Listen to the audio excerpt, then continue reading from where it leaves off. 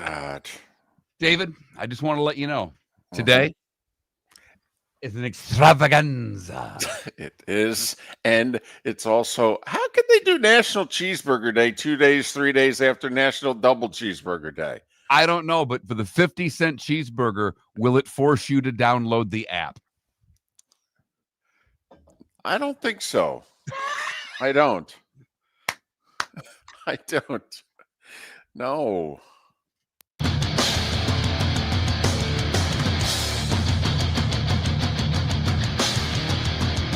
You're listening to Miller and Moulton, coming at you from the Floor Meister Studios. Floor Meisters, keeping it real.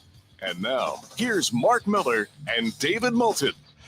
Top of the morning to you on this Thursday, where we have on Miller and Moulton an NFL extravaganza.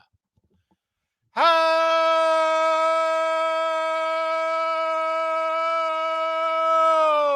the heck are you? Miller and Moulton. MillerandMoulton.com. Miller_Moulton on X on this National Cheeseburger Day. Mark. I call a foul. Yes. What is this? How do you have National Double Cheeseburger Day and chase it like 3 days later with National Cheeseburger Day? Look it, if there are two men anywhere in America that love a cheeseburger and a double cheeseburger more than Miller and Moulton, point them out. But to us, this is much like, David, I guess this hits your wheelhouse more than mine. This is like your birthday being oh so close to Christmas. Yes. How about a blue sweater, everyone? Right. Which one are we supposed to celebrate? National Double Cheeseburger Day or National Cheeseburger Day? And as Puck Virtue in our Twitch chat room has just pointed out, and it's in the wrong order. Shouldn't cheeseburger have been Monday and double cheeseburger have been today? Shouldn't we have built up to something? We like to tear down lately, David, so it's it at the end of the day. But, David, more importantly than National Cheeseburger Day, it's game day. Fins up! Fins up! Yeah, baby. Yeah. I mean, how can you not be fired up and optimistic because the Dolphins are playing in Buffalo and they haven't won there since Obama was president? Okay. They're 1-13 in their last 14 meetings with the Bills. How can you not be fired up to see Buffalo on the schedule? Not to mention the fact that your quarterback, Miami, went out and talked game. He said he's ready. He talked about the opportunity. Oh, no. He said the other quarterback's way better than he is. Fins up. So if you want, we can go back to talking cheeseburgers and double cheeseburgers. But it is an NFL extravaganza on Miller and Moulton because we have all three of our NFL beat people on the same show. Basically back to back to back. Bucs, Dolphins, Jags, boom, boom, boom. Yeah, that's how we roll today on Miller and Moulton. All right. How you doing, by the way? I'm doing good. I'm, I try. You're great. I've said it a million times on the show. You've always been better than I. I have gotten better over our near 20 years on the air of not letting my fandom spill over into the show. Right. But we have our teams. Uh-huh. And I'm talking about the sport that's concluding their season right now. And my team and your team kind of suck. There's just no two ways about it. They are, as Chris Berman would say, they are bumbling, stumbling down the stretch. And, you keep saying, hey, it's the Mets. This is a history. Here's what's happened. There's no lead that's safe. And I'm like, they're going to get in because the other teams just aren't playing as well. Whoa. Now your team's entering the fray. Oh, are they ever? And I said it a couple of days ago or yesterday when they came back against Cleveland to force extras. I think they could have really armbarred the Guardians if they would have won the game 2 nights ago. Last night, they end up losing in extras. Last night, they get shut out. Here's Cleveland with, I believe that's 5 straight road wins for the Guardians. They're feeling it. And, well, we were wondering about Skubal when he had a little problem with his side. Was he going to pitch much the rest of the year? They don't have a choice. He's pitching today, and they need a win. It's time for the ace to get you a win. And today's the day where if you don't win, a little bit of panic sets in. Because Absolutely. You're at home, you're sending your best pitcher out there, and if you don't come home with a W, that's when you start going, maybe we're in trouble. And then, oh, by the way, after a little weekend series, on Monday, you show back up in Cleveland to play 4. Right. And when you thought you were a team that was going to get a bye and maybe the 1 seed, now the division's in play, the 2 seeds in play, hell, the playoffs are in play. But, Mark, that can't be. I put an X next to the Tigers 2 months ago. You did, and they stumbled and bumbled then and got their act back together, built it up to 11-game lead. I think now it's 3.5, 4.5. So there's 4.5. There's still baseball to be played. Your Mets last night lost to San Diego. Right. And you act surprised. No. I mean, I've tried to tell you since June 15th, they're the 4th worst team in baseball. I mean, it's a remarkable 2.5 months. He had the best record in baseball. 3 months, 4th worst record in baseball. Put that together, and you know what you get? Not very good. And yet, somehow, some way, may still make the playoffs, but not very good. By the way, when you said that a season that was coming to an end, I thought you were talking about our favorite teams in the WNBA. Ba-dum-bum. Wow, went 0 for 2 last night with my bets. With all my expertise in that league, you think I would have done better. I know. Last year, I don't know if we got 2 bets wrong last year. But anyway, yep, it's the baseball hour, baby.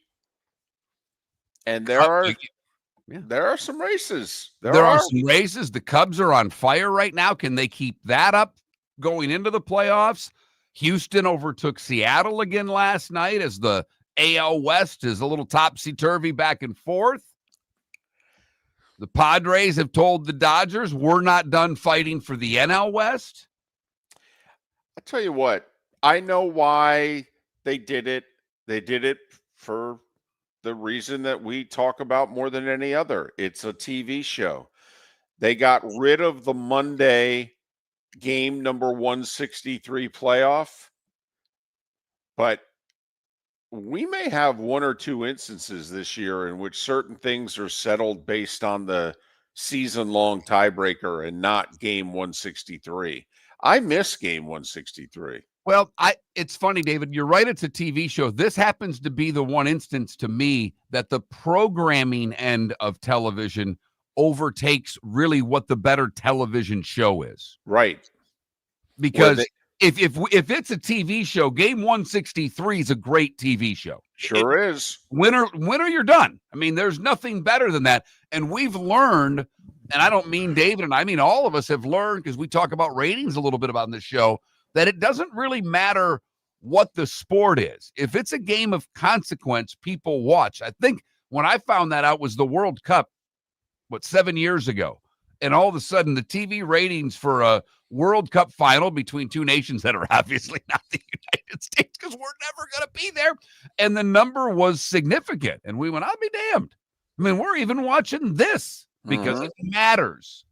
So 163 is a great television show, but somehow the programmers won out over the show, and that very rarely happens anymore. That's because the ESPN now, it may be NBC next year. I'm not quite sure who's going to have the wild card round next year, but ESPN wants the Tuesday, Wednesday, Thursday.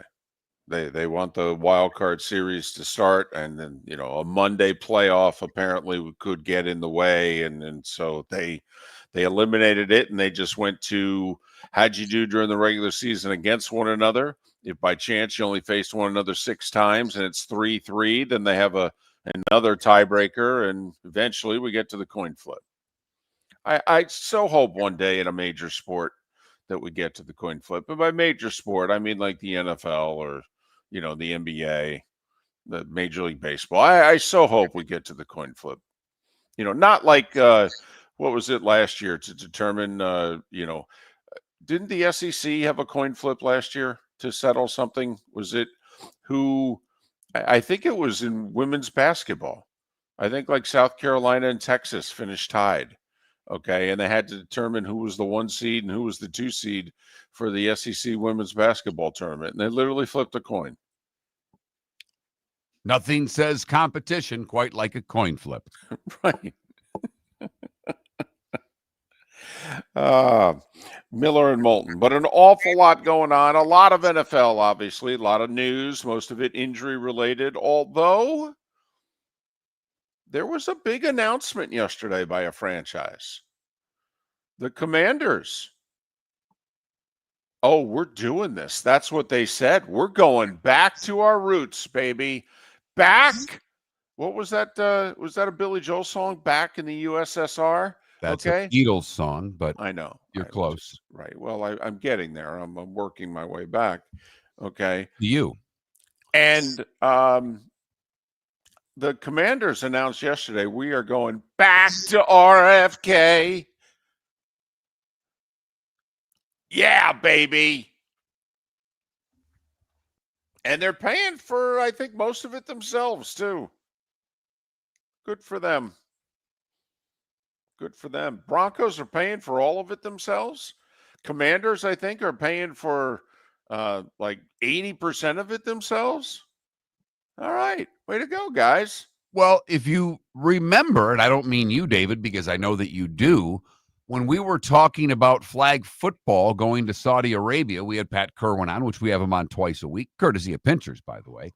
And Pat said the ownership stake, which teams can now sell up to 10%, because he believes going down the road that stadium financing, public stadium financing, will be harder and harder to get, and that he believes these owners will be selling 10% stakes to build new stadiums.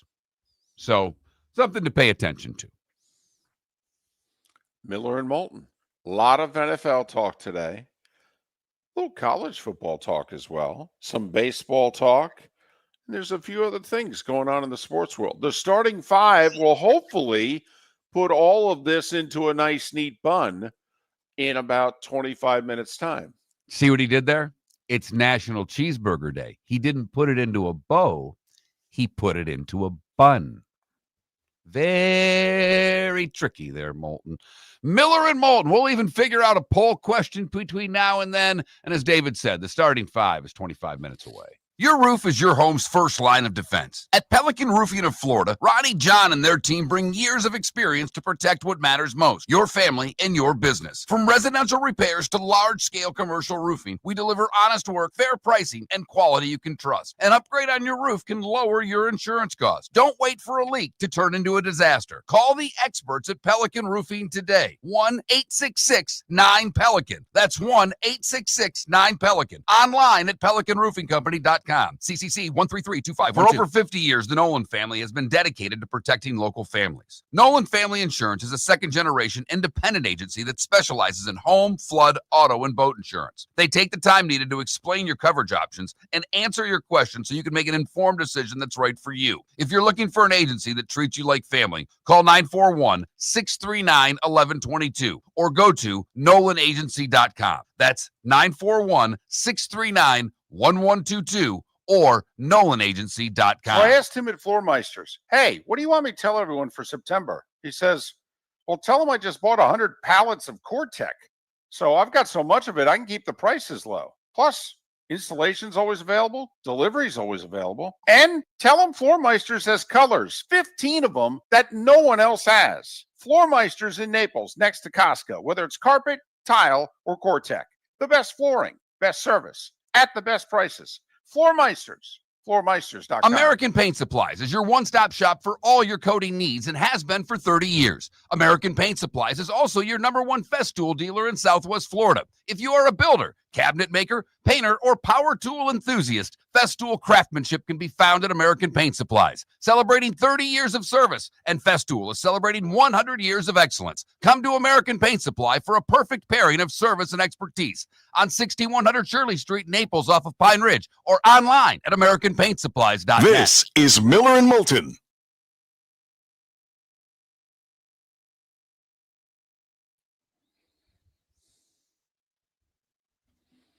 So, David, you'll love this. Yesterday, I stopped at Jimmy the Beef Guy to get a sandwich. I hadn't eaten. I got a physical next week, so I had to give blood, and I had an appointment after the show. So I hadn't eaten a damn thing. It's 1 o'clock. I'm hungry. And I run in there, get a sandwich, and he's talking to somebody. So I get my sandwich. I'm at the counter. I'm at a table eating, and he walks in with the guy. He says, Mark, I want to introduce you to someone. And Jim something or other. He's running for Byron Donald's seat. Oh, okay. And I looked at him, and I'm like, are you the guy that moved down here just to try to get this seat? First words out of my mouth after hello. I'm eating a sandwich, and it's greasy, so I can't shake the man's hand. I give him a fist bump because I'm full of gravy in my hands. And I'm like, nice to meet you. Good luck. He says, thank you. I said, now, are you the guy that moved down here to try to get this seat? Well, I've been a place. Well, I go, how long have you lived in Florida? Well, I've had a place. How long have you lived here? Well, my wife. How long have you lived here? Well, I've been a full-time resident 5 years. I go, there you go. I don't know what part of the question that I asked that you didn't seem to. And Jimmy's looking at me like, well, there's no filter there. I said, I don't ever talk politics on my show. I have no interest in doing it. It alienates people. But if you're going to come to me and say you're running for office, I'm passionate about things. I'm going to ask questions. You want to talk to me? I'm going to engage. He did not know what to make of me. I actually think you did him a favor, because it's not like he's not going to face that from the other candidates. And if this guy gets serious, then I was his opponent. The first thing I'd say is, he can't represent you. He doesn't even know anything about you. He's been here an hour and a half. Well, he's going to have trouble because I think Jim's got more money. I'm sure he does. No interest, Adam. The thing with political advertising, Adam, you have to offer anybody that's running by law has to get the lowest rate that you give. And I'm not interested because we've made some deals in the summer when things are slower. So I've no desire. I don't know about David. I probably would be against ever taking political advertising on this show. Doesn't behoove us in any way. We're a statewide and a regional show. It does nothing for us. Now, if a PAC wanted to spend real money, then we may have to have a talk. Because they don't fall under the same rules as the actual person who's running. Which is why the big decision that stations have to make is, are we accepting political money or not? Because the problem becomes, if you say yes, you have to sell at the lowest rate, and they like to buy a lot of space. So yeah, you'll sell out, but you'll sell out for far less than what you could otherwise make. So there are some stations, radio and TV, that just go, nope, we're good. In fact, when we were here with Beasley for the longest time, they never took political. Right. Never. Yeah. Because of that rate. And I think it's the lowest rate in the last year too. And when you live in a market like ours where it's so seasonal, it's tough for stations to do it. And right. You could lose money actually.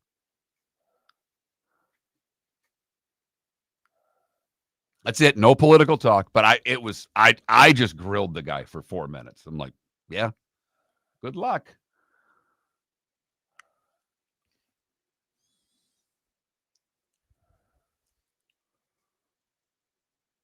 Sonny, I would have Theismann, by the way, just because I think he's the former player that has stayed closest to the franchise. But he wasn't the best player. I mean, Riggins, Art Monk, Darryl Green, all better.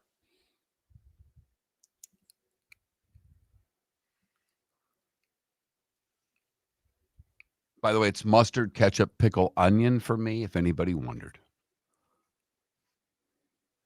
Ketchup and tomato. Welcome back to Miller and Moulton. Text the guys what's in your mind at 21,000. That's 21000. And now, here's David Moulton. 21 minutes past the hour. Miller and Moulton, millerandmoulton.com, Miller_Moulton on X. So, do we want to do a national cheeseburger poll question? What would we do? I mean, what do you put on it? I don't know even how you do that. There's not enough spaces on there. We only have 4 choices. I'm offended by National Cheeseburger Day today because National Cheeseburger Day was on Monday, double cheeseburger day. I mean, I ran from the show to get a double cheeseburger. I feel like I was tricked. This is how fat I am, ladies and gentlemen, and I'm not fat. Are you? I'm not as physically fat as I used to be, but just in my soul, okay, or in my gut. That I can't remember the last time I had a cheeseburger because all I order are double cheeseburgers. But you've been to a restaurant, like a real sit-down place that has silverware, and ordered a cheeseburger, haven't you? Or do you only get your burgers from a fast food joint? I mean, I know that 80% of your meals come from a place that has a drive-through. I'm aware of that. It's one of your charming features. Why would I order a cheese if I'm actually going out? Why would I order a cheeseburger? Because if you're at a restaurant and there's a chain place that started here in Southwest Florida that's expanded through Florida is up in Michigan, it's a burger joint. They don't serve double cheeseburgers. I mean, they have a burger. It's a big burger. It's a real hamburger. It's not a fast food small thing. There's not a double cheeseburger on the menu. Shoeless Joe's, one of our fine sponsors. I don't think there's a double cheeseburger on their menu. There's a cheeseburger on their menu. I got it. But when I go to Shoeless Joe's, why would I order the cheeseburger?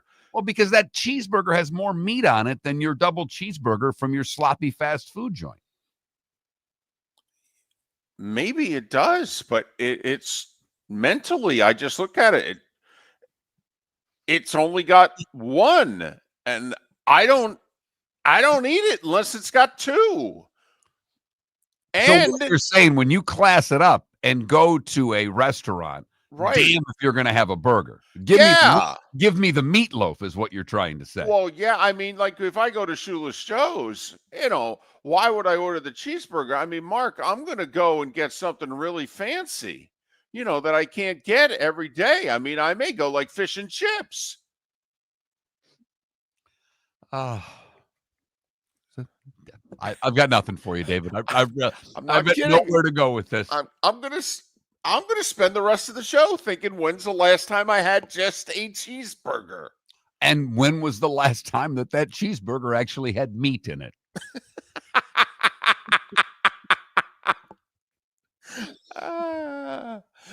Miller and Moulton, millerandmoulton.com, Miller_Moulton on X.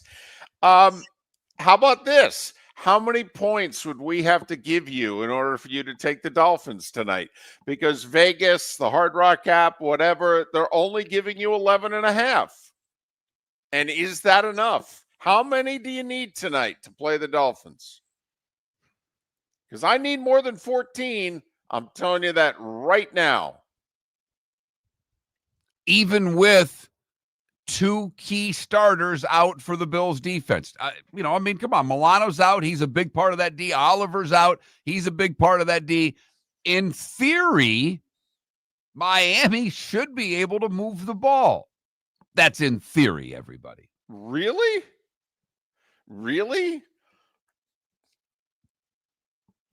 I don't Miami's know. been able to score against Buffalo. They just give up a tremendous amount against. I guess Tua broke me. That's all. Week 1, I think Tua broke me. All those years of defending and talking up Tua and liking him a lot in college. Okay. He was gifted. Okay. The way he could throw the ball, and he was very fun to watch, and defending him for all those years. And then he goes out week 1 and plays like that, you know, 4th year in this offense and this, that. And he's not supposed to throw clunkers on the board like that. All right. Yeah, I mean, this is a Miller and Moulton thing. The first week, and we were staunch Tua defenders. yeah, absolutely. We were wrong. Yeah, he hasn't gotten better. Okay. He was better sooner than Herbert. He was better more quickly than other quarterbacks. Forget the whole can't stay healthy thing. He just needs to be better. And I think I bailed on Tua after the week 1 performance. And right now I have trouble seeing the really good parts of him, seeing the potential in him and those receivers. And the other side of it, how do you trust McDaniel's offense once it seemed, I don't know if it was midway through last year, but last year they figured out how to defend Tyreek Hill and Waddle for that matter. They knew Miami couldn't run. They know that they're not physical. They're not tough. They're not able to pound you with the ground game that they don't have. The only way to beat you is get their receivers going. Chris Perkins has pointed it out numerous times what the Dolphins' record is when Tyreek gets over 100 yards. But teams have taken that away. And if they take that away, there's no plan B for Miami. McDaniel has no other option. He doesn't know how to make his offense work anymore.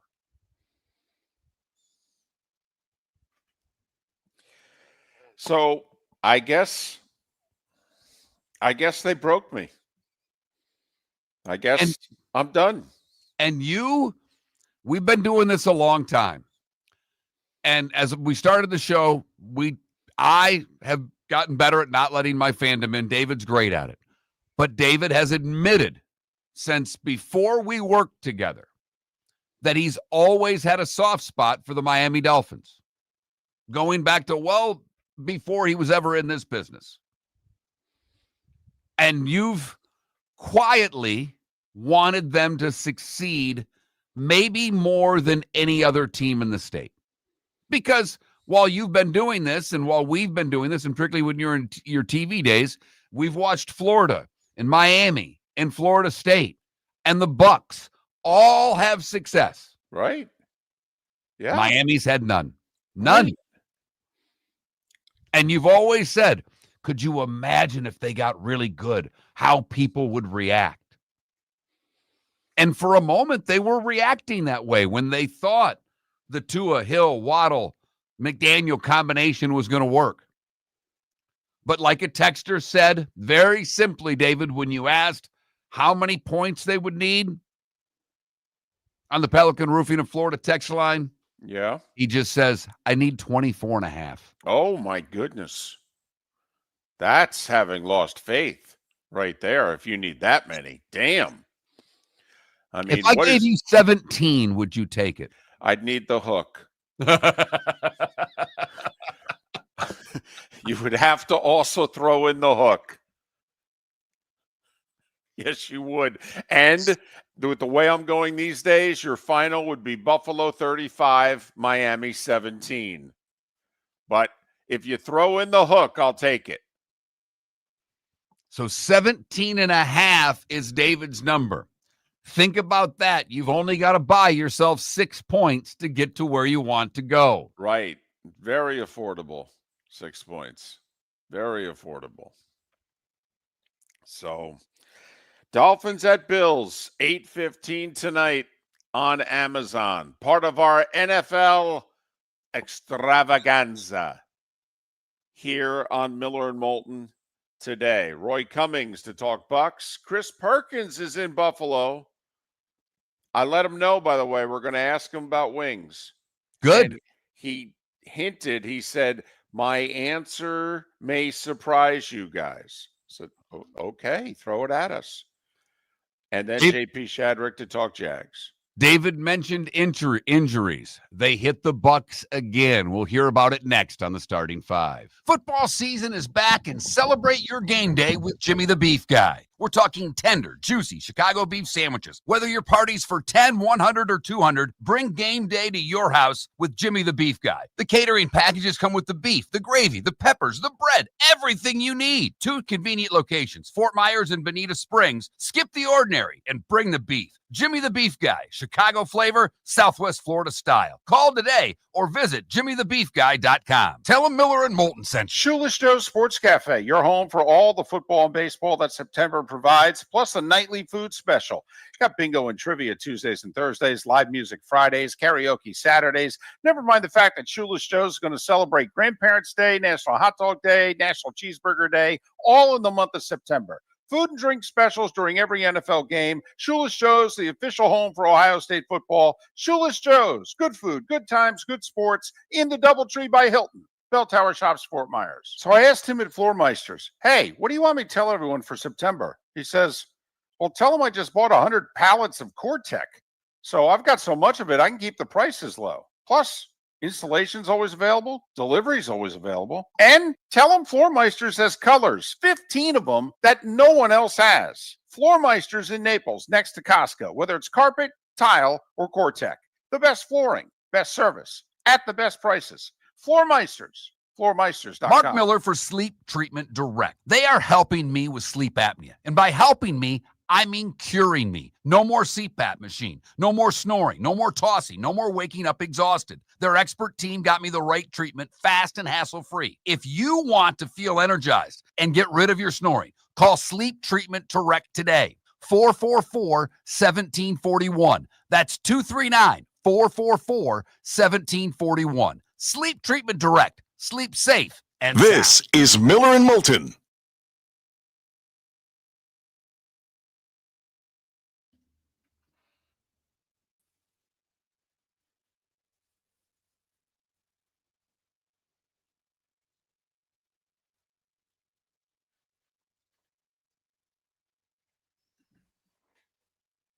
You think this is a trap game for the Bills, Jay Gunn? Is that what you're saying?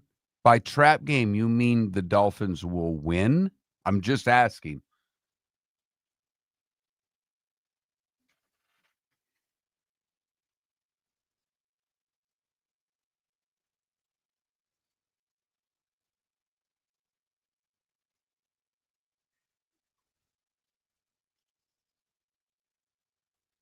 Because to me, a trap game is between 2 big games. I don't look at the Jets as being any different than the Dolphins. You have to remember they are division games, and the Bills are a professional franchise. The Miami Dolphins are not.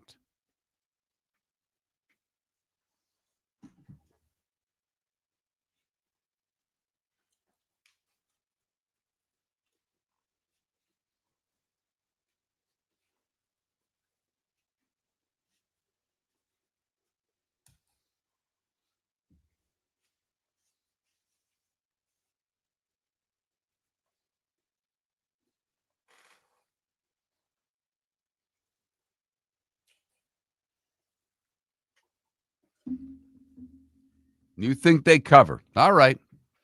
If we were the Dan Patrick Show, I would probably do a pie to the face bet with you on that, Jay Gunn.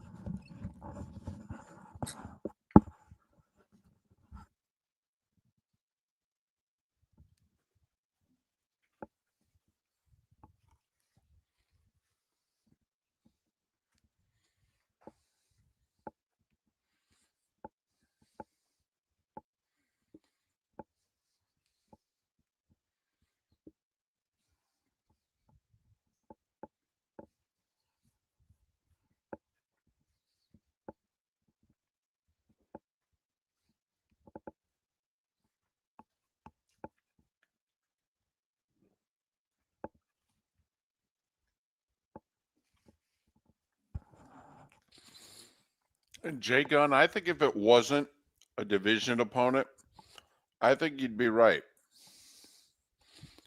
But the Bills don't like them. So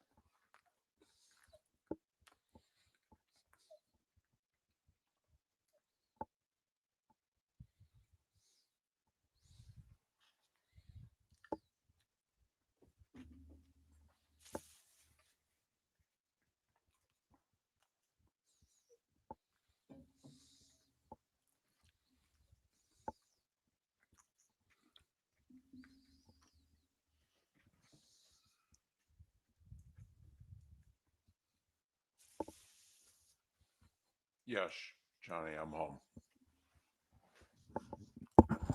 I'm home Wednesdays, Thursdays, and Fridays to do the show.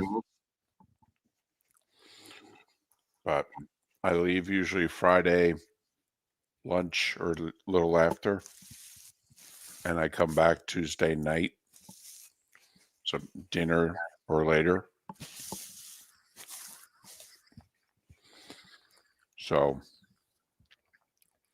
for 4 months, the routine is Wednesday, Thursday, Friday shows from home and Monday, Tuesday shows from a hotel somewhere. But a good hotel with bad lighting.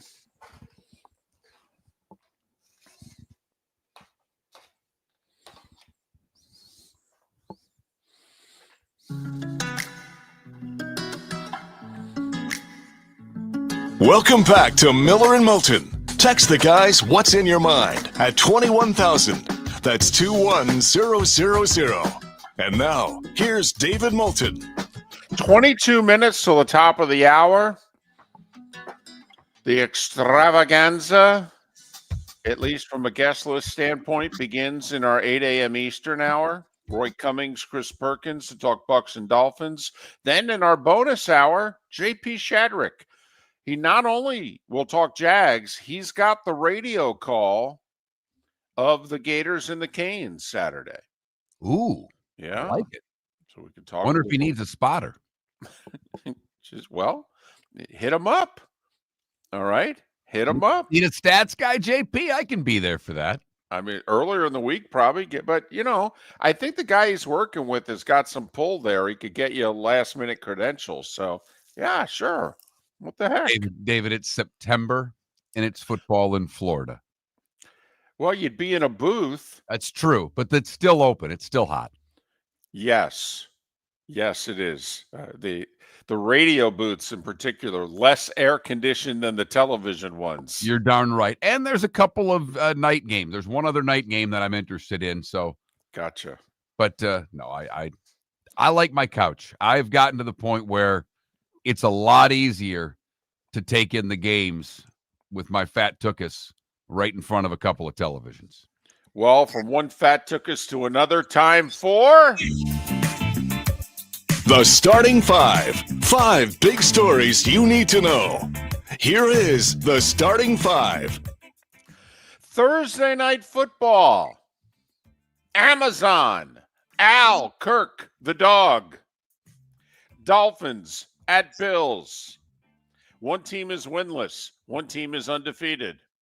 One team always beats the other. I mean, 13 of the last 14. Dolphins haven't won in Buffalo since 2016. Bills 11.5-point favorites, over under 50.5. So let's see, do some math there. What are we talking? We're talking about 31-20, basically, give or take a half a point either way. Ed Oliver, Matt Milano not going to play for the Bills. Will it make a difference tonight? Lots of other NFL news, almost all of it injury related. But first, the Commanders announced their return to D.C. and the old site at RFK early in the evening last night. They claim they'll be ready to go for the 2030 season.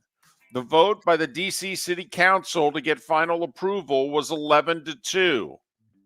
President Trump has threatened to block the move unless the team changes its name back to Redskins. The problem for the president is Joe Biden outmaneuvered him. He gave control of the land from the federal government to the District of Columbia before he left the White House. On paper, there seems to be no way President Trump can stop this and get his way. Does that matter these days? Who knows? But that's why the Commanders made the announcement that they made last night. They don't think anyone or anything can now stop this from happening. It will be a $3.7 billion stadium and work around the surrounding areas. The Commanders have said they'll pay 2.7 of it, and $1 billion of it will come from, well, you know, the taxpayers. Bucs. You want to know how tough a football player is? This is the type of stuff you hear about in hockey. Cody Mock is a starting guard for the Bucs. On that game-winning drive, apparently Cody Mock suffered a knee injury. How severe? He's out for the year. Did he leave the game and come off the field? No. He finished the game. And in fact, the Bucs ran right behind him into the end zone for the game-winning touchdown. He's out for the year with a knee injury. He never left the field. That's how tough they are in the NFL. Tristan Wirfs is still questionable. Boy, they need him. Luke Gedeke is doubtful, didn't practice yesterday with the foot injury that it re-aggravated.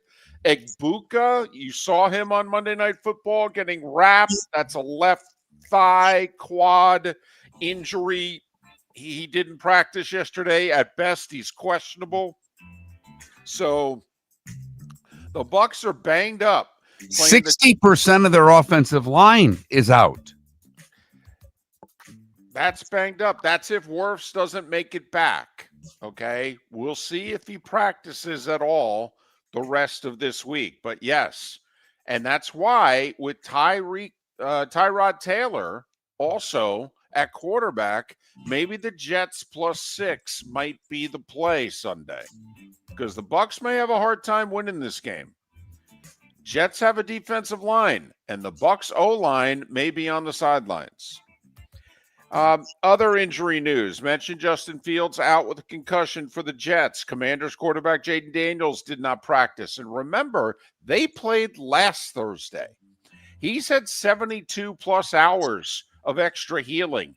He can't practice with a knee injury. Get ready for Marcus Mariota for the Commanders against the Raiders. Brock Purdy, however, they say there's a chance he will play Sunday against Arizona. Remember, the talk was 2 to 5 weeks? He may only miss a game. I wonder if that's because Mac Jones threw 3 touchdowns in his absence. Does that make an injury heal a little faster? I mean, he's got the salary. It's not like he's going to be benched, but these guys are competitive. Chargers place Khalil Mack on IR with a left elbow dislocation, but they say he will return later on in the season. And one other football note, D.D. Lewis, number 50 on those Cowboys teams from the Landry era and Staubach. He played 13 years. By the way, his career was interrupted. Yeah, he did a year over in Nam. And then he came back and played a dozen more years in the NFL. Is on all Cowboys teams. D.D. Lewis passed away at the age of 79. He's in the college football Hall of Fame. Speaking of college football, there is a game tonight. If you need something to bet on, 7:30 ESPN. 2-1 Rice is a 1.5-point favorite at 1-2 Charlotte. That's a barn burner. One other college football note, Dion, he said last week that when he gave the job to, that kid, that he was going to have it long term. Long term apparently was the game at Houston. He's going back to Caden Salter, who's the guy who started the season as his quarterback.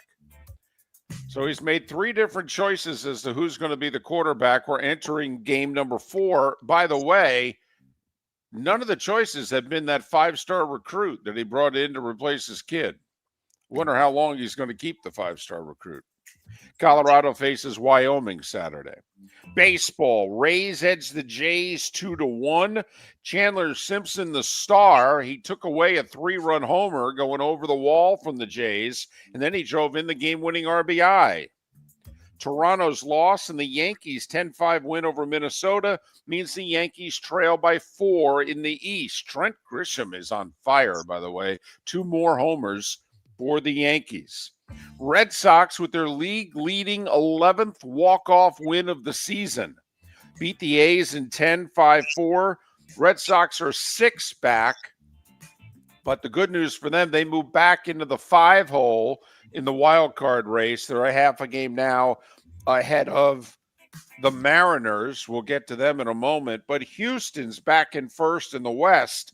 They complete a 3-game sweep of Texas, which probably ends the Rangers season unless they damn near win every remaining game. Houston 5-2. They're back in first by a half a game over the Mariners, who saw their 10-game winning streak snapped when Kansas City scored 4 in the 8th to win 7-5. Cleveland, the Guardians with their 6th straight win, shut out the Tigers 4-0. They're 4.5 back in the Central. They're 2.5 back of Seattle for the final playoff spot. Guardians and Tigers later today, and then Monday through Thursday next week, they'll play 4 more times. So 4.5 back with 10 to play is a lot, but not as much when you still have 5 games remaining against the team you're chasing. Cubs clinched a playoff spot, beating the Pirates 8-4. First playoff appearance in 5 years. First playoff appearance in a full season since 2018. They don't gain any ground on the Brewers, however. Blake Perkins with 5 RBIs. Milwaukee 9-2 over the Angels. Second straight game they won 9-2. How odd is that? Brewers lead is 5. Their magic number 6. Dodgers, Blake Snell was magnificent. 7 shutout innings, 12 strikeouts. Ohtani hit his 51st homer. Dodgers 5-0 over the Phillies to stay 2 ahead of the Padres, who beat the Mets 7-4 thanks to a Machado grand salami in the 5th. Mets wild card lead is a 1.5 games over Arizona, despite the Diamondbacks losing to the Giants 5-1-11. Feel badly for Justin Verlander. 7 shutout innings, nothing to show for it. Do you know he's 3-10 on the season with a 3.75 ERA? How many pitchers in today's game, starting pitchers, would love to have a 3.75 ERA?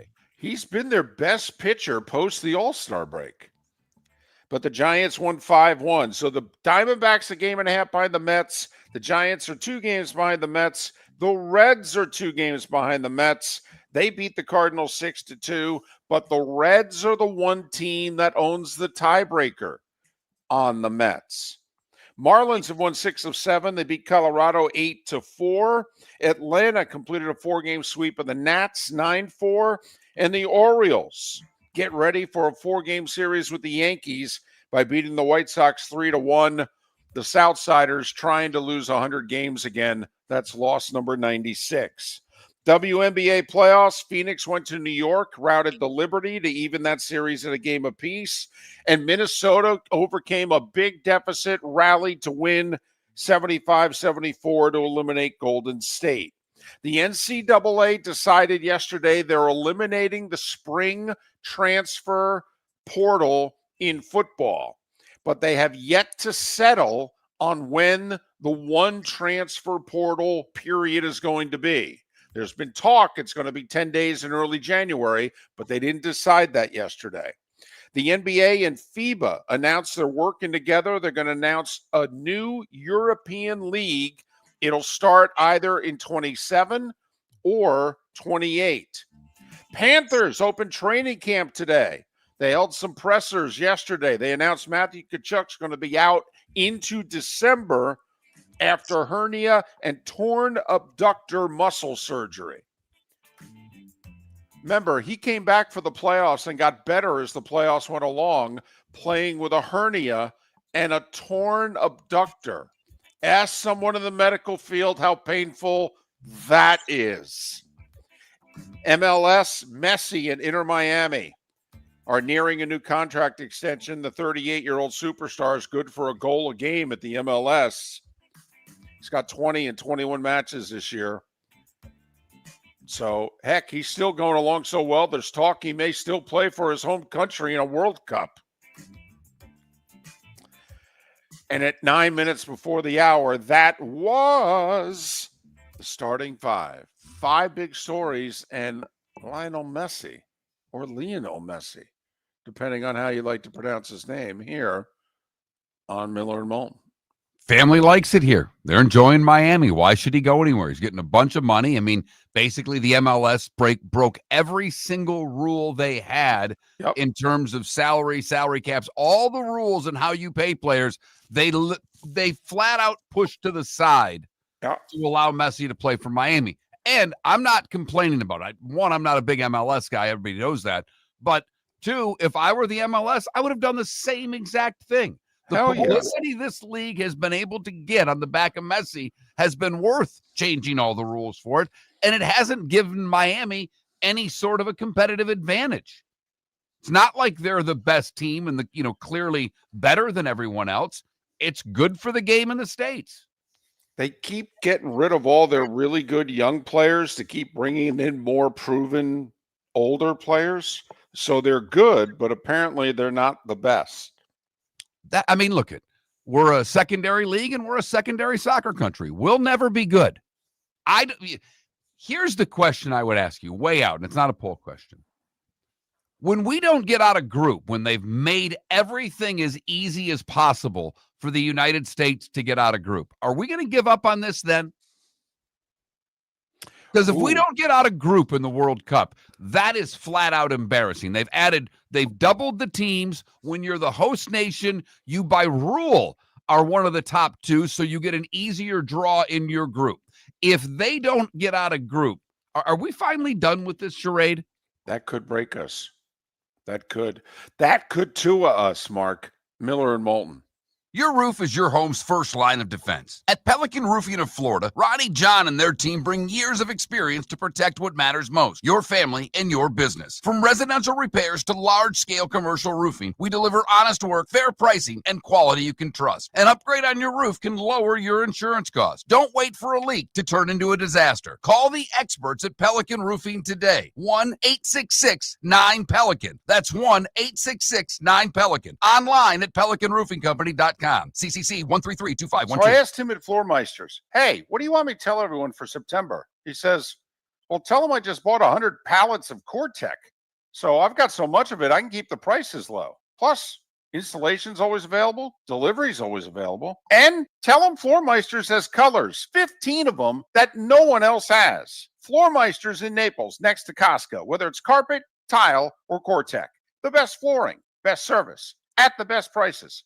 Floormeisters, floormeisters.com. Mark Miller for Sleep Treatment Direct. They are helping me with sleep apnea. And by helping me, I mean curing me. No more CPAP machine. No more snoring. No more tossing. No more waking up exhausted. Their expert team got me the right treatment, fast and hassle-free. If you want to feel energized and get rid of your snoring, call Sleep Treatment Direct today. 444-1741. That's 239-444-1741. Sleep Treatment Direct. Sleep safe and sound. Got a cracked window or foggy glass? Don't wait for the next storm to make it worse. Your local Glass Doctor Home and Business is just down the road and ready to help. From leaky frames to shattered panes, we've got the tools and the know-how to get your home or business storm ready. With flexible scheduling and our done right promise, you'll be in good hands. So before or after the weather hits, call your neighbors at Glass Doctor. Glass Doctor, Glass Doctor. Call the Glass Doctor, we fix your pains. Oh yeah! American Paint Supplies is your one-stop shop for all your coating needs and has been for 30 years. American Paint Supplies is also your #1 Festool dealer in Southwest Florida. If you are a builder, cabinet maker, painter, or power tool enthusiast, Festool craftsmanship can be found at American Paint Supplies. Celebrating 30 years of service, and Festool is celebrating 100 years of excellence. Come to American Paint Supply for a perfect pairing of service and expertise on 6100 Shirley Street, Naples, off of Pine Ridge, or online at AmericanPaintSupplies.net. If you're a business who targets men, please know there is no better and more economical way to reach your target audience than us at Miller & Moulton. So let us help you make money. You can reach out to Mark at that Mark Miller or me at the David Moulton on X, or text us at 21,000. We have a proven product, a good reputation, and lots of quality segments that we can attach your company's name to. Miller & Moulton, we're like that old pizza box. You've had the rest, now try the best. Miller & Moulton, millerandmoulton.com. This is Miller & Moulton.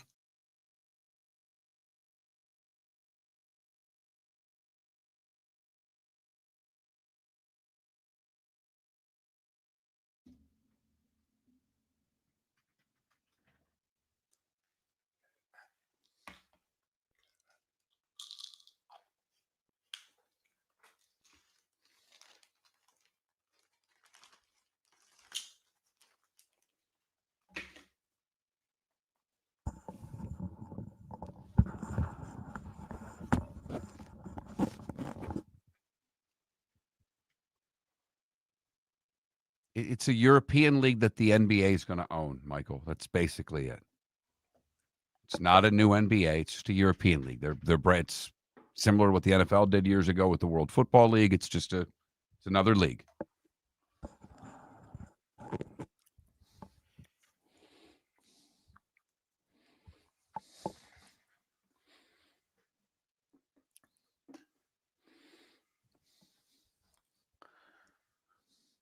Because there's different leagues over there, and I think what the NBA is like is, well, how about if we become the top league over there? Now, what will be interesting is, will they pay what the top leagues are paying over there? Because guys can, Chase Fielder, FGCU player, I think he just retired. He went over there, played a dozen years or 10 years, and made a very nice life for himself. It's amazing what European pro teams pay for sports that aren't watched by many people. You go over there and play hockey, you make good money. We've talked about women's basketball in Russia for years of what they pay. It's something. And all the players were going there until Brittany Griner got detained. All right, we need a poll question. Did we just put the Dolphins in the points and just see if anybody? Yeah. You laying the points, you're taking the points. Michael, there was a report from a Cleveland radio guy last week that he's not even taking scout team snaps. Okay. Now the Browns then came out and said, "Oh no, all three of the backups are taking scout team snaps." But the Cleveland radio guy was like, "Yeah, I was at practice. Bailey Zappi took all the scout team snaps." So, in fact, the quote from one of the unnamed Browns was, "What is he even doing here? He's just standing around and doing nothing." So, could we please stop talking about him in the chat room? Please. Because Michael, you are, and I'm serious when I say this, you are the only person this side of the Mississippi, when you're not on it, that even cares. Nobody cares. There's not. Go look at every NFL website there is out there. He's not mentioned. No. He was a training camp story because they didn't have any. Michael, it's not harsh. It's because he's not doing it. He won't run the scout team. He's not a good pro. He thinks he's entitled, and he's not good enough. I get you love Colorado and you love him. If good luck going 6-6 this year.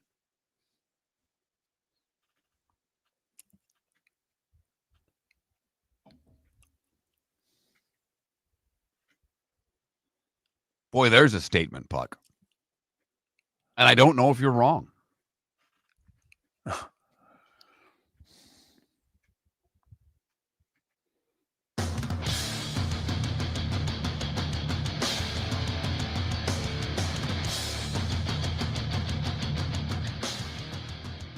You're listening to Miller and Moulton, coming at you from the Floor Meister Studios. Floor Meisters, keeping it real.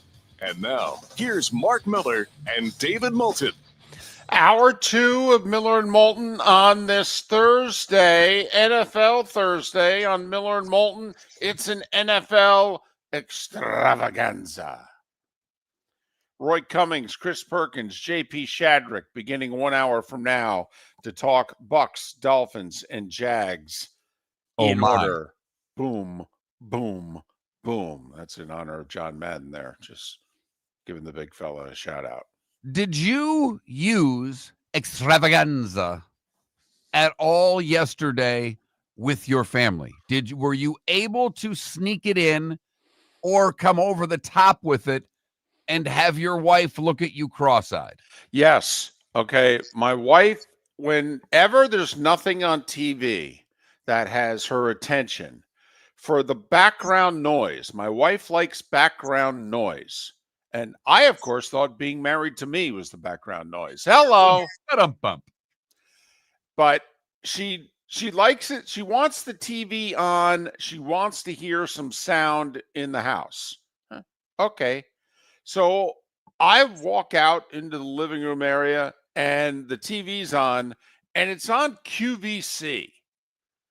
And her and she she's bought like 3 things in forever on QVC. She doesn't buy it, but for whatever reason, that and the real estate shows, the people wanting the second house and right. The HGTV, Yeah. We're going to buy the beach house, or we're going to get this house, live on an island. I got you. Right. Going to get this 5-bedroom, 4-bath for $200,000. And yeah, of course you are. Right. On the water. Yes. That's not unreasonable. Okay. And the realtor looks right at him and goes, well, I'll see what I can do. You know how that works, Mark. How many times you go, oh, I've got a few things that might interest you.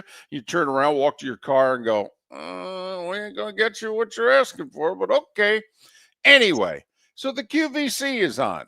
Okay. And I walk and I grab my water and I sit down on the couch and I look up and I see it's QVC and I go, oh, it's a shopping extravaganza. And she just looks at me and I go, you had to listen to Miller and Moulton. And she goes, well, I got to listen to half of it. I go, ha, ha, ha. It's a good line. Yeah. So it's a good line. I give her credit. You have, and we have. It is the one thing, and you have been at it longer than I have. And by at it, I mean being married. But we have turned 2 incredibly good-hearted, right, kind, thoughtful women, right, into 2 incredibly snarky people. Yes, piranhas at times. Right. Yep. They didn't have any of it in them before they met us. Nope. No. And I've only been at it for half the amount of time that you have, right, which leads me to think, what the hell's going to happen when I'm in my 60s? Oh, it's you know what it's going to be. It's going to be a sarcasm extravaganza. That's what it's going to be. Got that right. You got that right. Hey, look, we put a poll question up. We're damn near obligated as a show to do it, but it's the game tonight. It's just simply who you got, and we're going to put the point spread on it. Obviously we're not going to just say pick a winner because Miami doesn't win in Buffalo, right? But is 11.5 enough? Is really what we're asking you. Fins, Bills, That Mark Miller, the David Moulton, Miller_Moulton on X. We refused to put a cheeseburger question up today. We're a little upset about this 2 cheeseburger days in a week. It's ridiculous. On the 15th, it's double cheeseburger day, and on the 18th, it's cheeseburger day in the same month? Seriously? Come on now.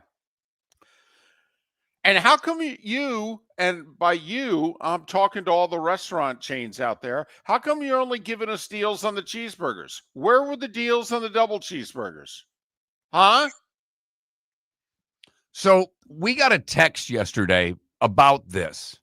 And one of the fast food places is offering a 50-cent double cheeseburger, but you have to have the app.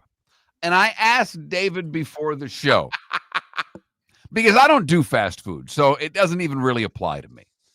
But I asked David before the show, is a 50-cent double cheeseburger, and that's a hell of a deal today. I mean, fast food's expensive. Yeah. All food, everything's expensive. We get it. It just is what it is. Uh-huh. But I asked David, is a 50-cent double cheeseburger, which to me is one hell of a deal. Well, hold on. I thought you said it's just a 50-cent cheeseburger. I thought it was a double. If I read the text right, it was a 50-cent double cheeseburger. Huh. But you have to download the app. Oh, forget it. Forget it. By the way, since you don't do the drive-thrus, can I enlighten your life a little bit right now? Please. Okay, when you pull into all these drive-thrus, the first thing they ask you is, are you using the app? Okay, for the order. And, I guess a lot of people are. You're not going to believe this, by the way. My mother uses the apps. My mother places her orders to the fast food joints in advance and then just drives through and basically sticks her arm out. And they hand her, here you go. Yes. And I mocked her the last time I saw her. You mocked your mother. I did. For embracing technology, executing the use of technology flawlessly, and you are mocking her. Right. I want you to just think about that for a second. I know. First off, you and I both, in any instance, have Mom Moulton's back, because I've only met David's mom in person a handful of times. She doesn't come down here a lot, and David no longer lives in the 239, but I've met his mom on occasion. She's very nice. She was wonderful to me. But because of the stories you've told. Right. And what's your mom, 5'2"? Mm-hmm. Exactly. She's not a big woman. She's in, she's in shape, or, she's skinny. She looks great. She scares the hell out of me. Well, I'm scared of your mom. That's because you know the stories. Right. I always think at some point there's either a wooden spoon or a shoe near her that could come my way if I say something inappropriate. Now, when I'm in the confines of the studio and she's back in Jersey watching the show on Twitch or YouTube, however she takes it in, I don't care. I can be tough. And that's because David lives in Jacksonville. I'm not going to see his mom anytime soon. If David were still in the 239 and mom came to visit every once in a while, I wouldn't be so brash. You're not allowed to quote Bill Cosby anymore, okay? But when Bill Cosby was funny, okay, Cosby used to say about his parents, okay, these are not the people I grew up with. They're old people trying to get into heaven now, okay? And that is my mom, okay? But here's the great thing about my mom. So she goes through the fast food joints and she orders the food, via the app in advance. But she, like me, she talks to people. Okay. Well, now if she's going to use the app, she's not going to spend as much time talking to them. So my mother will get her food and then she will sit there for a minute and talk to the people. So imagine you're behind my mom in the drive-thru. They gave her food. What's she doing? It looks like she's just talking to them. And because in fact she is. Got to communicate with the peeps, David, right? I mean, so- that's your line. Went to a fast food place with her when I last saw her last month, and she's telling me all about Melanie behind the counter. Yeah, she's in her late 20s. Okay, she's, got a serious boyfriend. She's going back to school for this. And I'm like, you know all this about Melanie? Oh, yeah, I talk to her all the time. How is that different from you and the drive-thrus you go through? I'm just friendly. I don't know anything about them. I don't know their names. Okay. I'm just friendly to them. How's it going today? They'll give me an answer and I'll go, that doesn't seem sincere. I go, you're just treating me like everybody else. I resent that. Okay.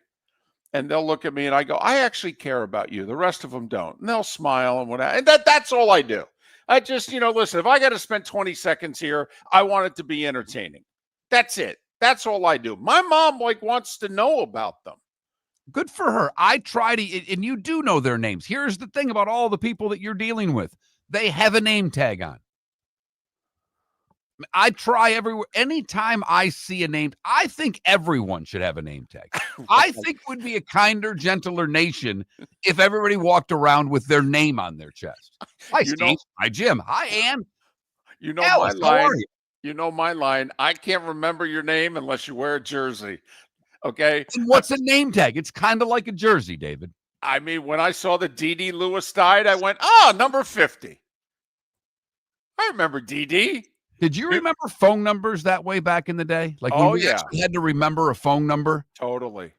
I still remember the phone number at the first apartment we lived at. Oh, yeah. Yep. Meanwhile, passwords, I have no idea what my passwords are. I have to write them all down. Part of our charm here on Miller and Moulton. Oh, man.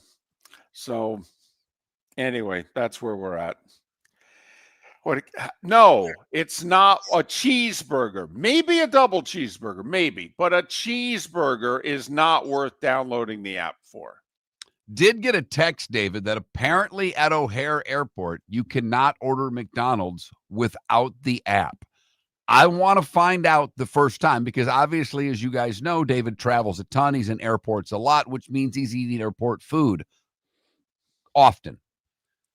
What happens when you go to your favorite fast food place, Atlanta, Charlotte, wherever the hell you're going through, and you're going to get whatever it is you want, and you walk up to the counter and they tell you, did you order? You have to order on the app. Are you done with that place completely? Or are you just done with that place at the airport? Could that drive you away from a franchise? At the airport, it does, yeah. Absolutely.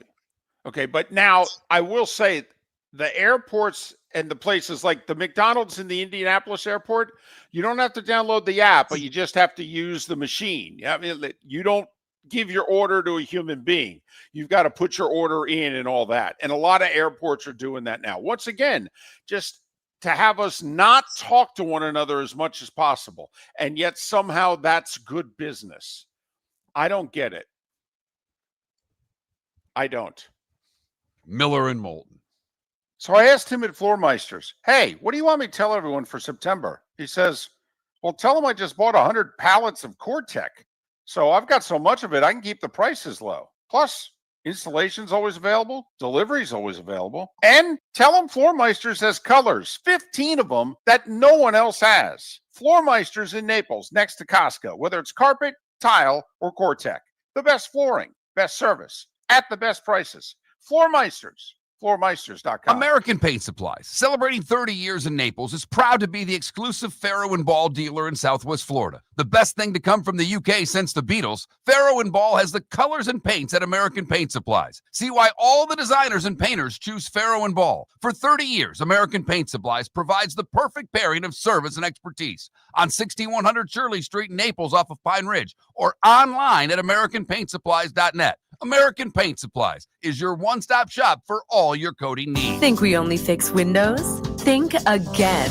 Your local Glass Doctor Home and Business does so much more to upgrade your home. We custom build stunning shower and bath enclosures, install sleek glass doors and windows, and can bring fresh life to foggy or cracked panes.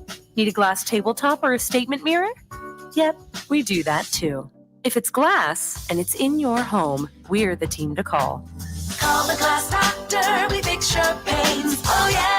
Your roof is your home's first line of defense. At Pelican Roofing of Florida, Ronnie John and their team bring years of experience to protect what matters most, your family and your business. From residential repairs to large-scale commercial roofing, we deliver honest work, fair pricing, and quality you can trust. An upgrade on your roof can lower your insurance costs. Don't wait for a leak to turn into a disaster. Call the experts at Pelican Roofing today. 1-866-9-PELICAN. That's 1-866-9-PELICAN. Online at pelicanroofingcompany.com. CCC 13325. This is Miller and Moulton.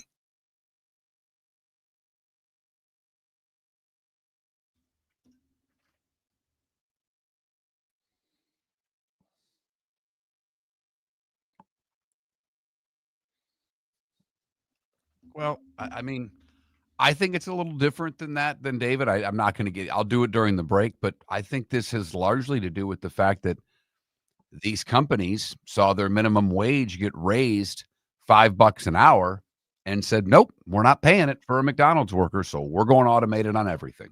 That's, Walmart's done it. Publix has done it. You look at, every grocery store now wants you to check out on your own, and we buy in. Like, I go to Walmart twice a week to pick. It's close to my house. It's cheaper than Publix. I don't ever go to and there's hardly ever one open. First of all, there's very rarely a cash register line open with a person in it.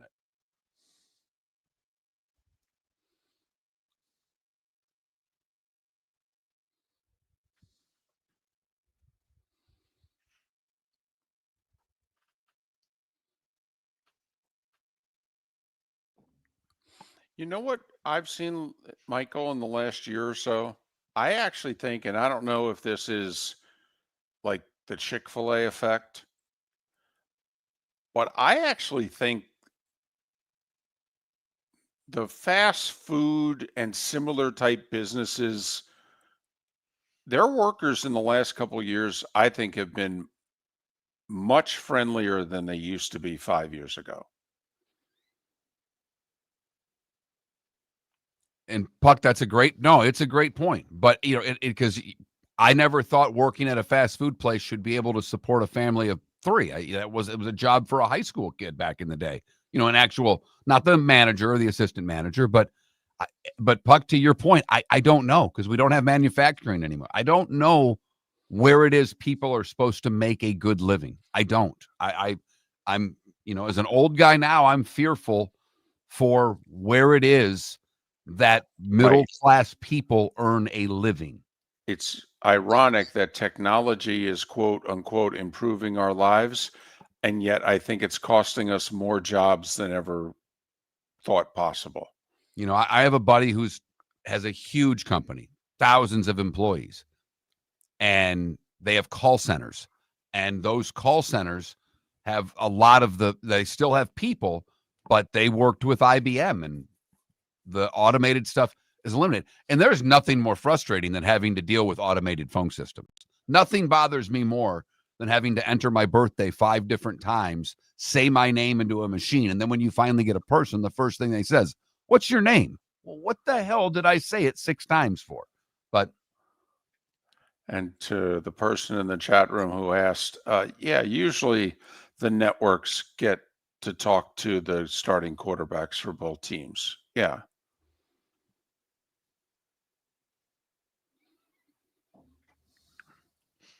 But and I don't know. I don't pay attention to what fast food places are doing as far as their percentage of sales. Are Chick-fil-A and Culver's of the world doing better than the McDonald's of the world that have eliminated employees? I don't know the answer to that, because when you go to Chick-fil-A, you're going to get a person, and they're going to be polite.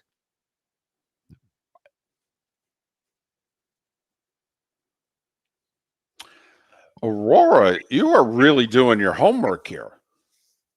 So the McDonald's app, it is 50-cent double cheeseburgers. And is that Burger King with an app, or is that just if I go to the drive-thru? I get a BOGO. Found out my son and I are very differently. He is a bacon double cheeseburger guy, and I love bacon. I don't like bacon on my cheeseburger. I don't like it on it either. I'm shocked. You said you like tomatoes on your burger? I do. I'm Wow, from Jersey. We love our tomatoes in No, Jersey. I love tomatoes too. Don't like them necessarily on I can have a sliced tomato. I can eat a ripe tomato like an apple. I Yes. love tomatoes. I'm totally with you. Yeah, Love tomatoes. I don't necessarily like them on, other than a BLT. I'm not a big fan of a tomato on a sandwich. So ham, turkey, whatever, you don't want a tomato? No. Really? Yeah. Interesting. My grandfather used to slice the tomatoes, and he'd have the tomato slices on the side of his plate. It's funny, Mark. He wouldn't have the tomato on the sandwich, but he'd have the slices. You're listening to Miller and Moulton. And now, here's Mark Miller and David Moulton. 21 minutes past the hour. Miller and Moulton, millerandmoulton.com, Miller_Moulton on X. Let me ask you this, Mark. Coming out of the break, off the top rope. All these injuries for the Bucs. Kalijah Cansey out for the year.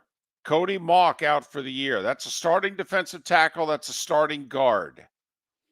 Never mind the injuries for this week alone. They could be without 3 of their 5 offensive line starters.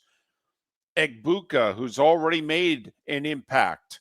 He's going to be nursing a quad injury. That's something to be taken seriously. That's like, those thighs, hamstrings, calves, they can turn into something big. And next thing you know, it's 4 to 6 weeks. So, it wouldn't surprise me if Egbuka doesn't play against the Jets.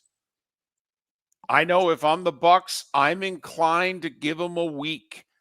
He clearly wasn't the same player in the second half Monday night. He had no explosiveness. He had no speed. They didn't have – and the Texans picked up on it. They saw somebody in the booth saw our coverage of him getting wrapped up on the sidelines, and they knew pretty quickly, we don't have to double him anymore. But are you worried about the Bucs either Sunday against the Jets or long term? They've now lost 2 starters minimum in the trenches, and Gedicke's status is up in the air because he's re-injured his foot, and that's usually not a 1-week thing. Right. Gedicke tried to go last week. They put him on the active list, was unable to go.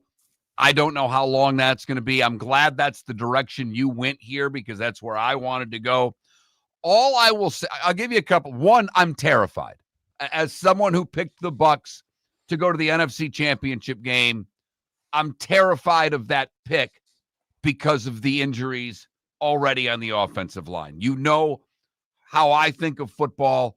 I want my team built. I want a great offensive line. I want to win in the trenches. I think that's how you have long-term success.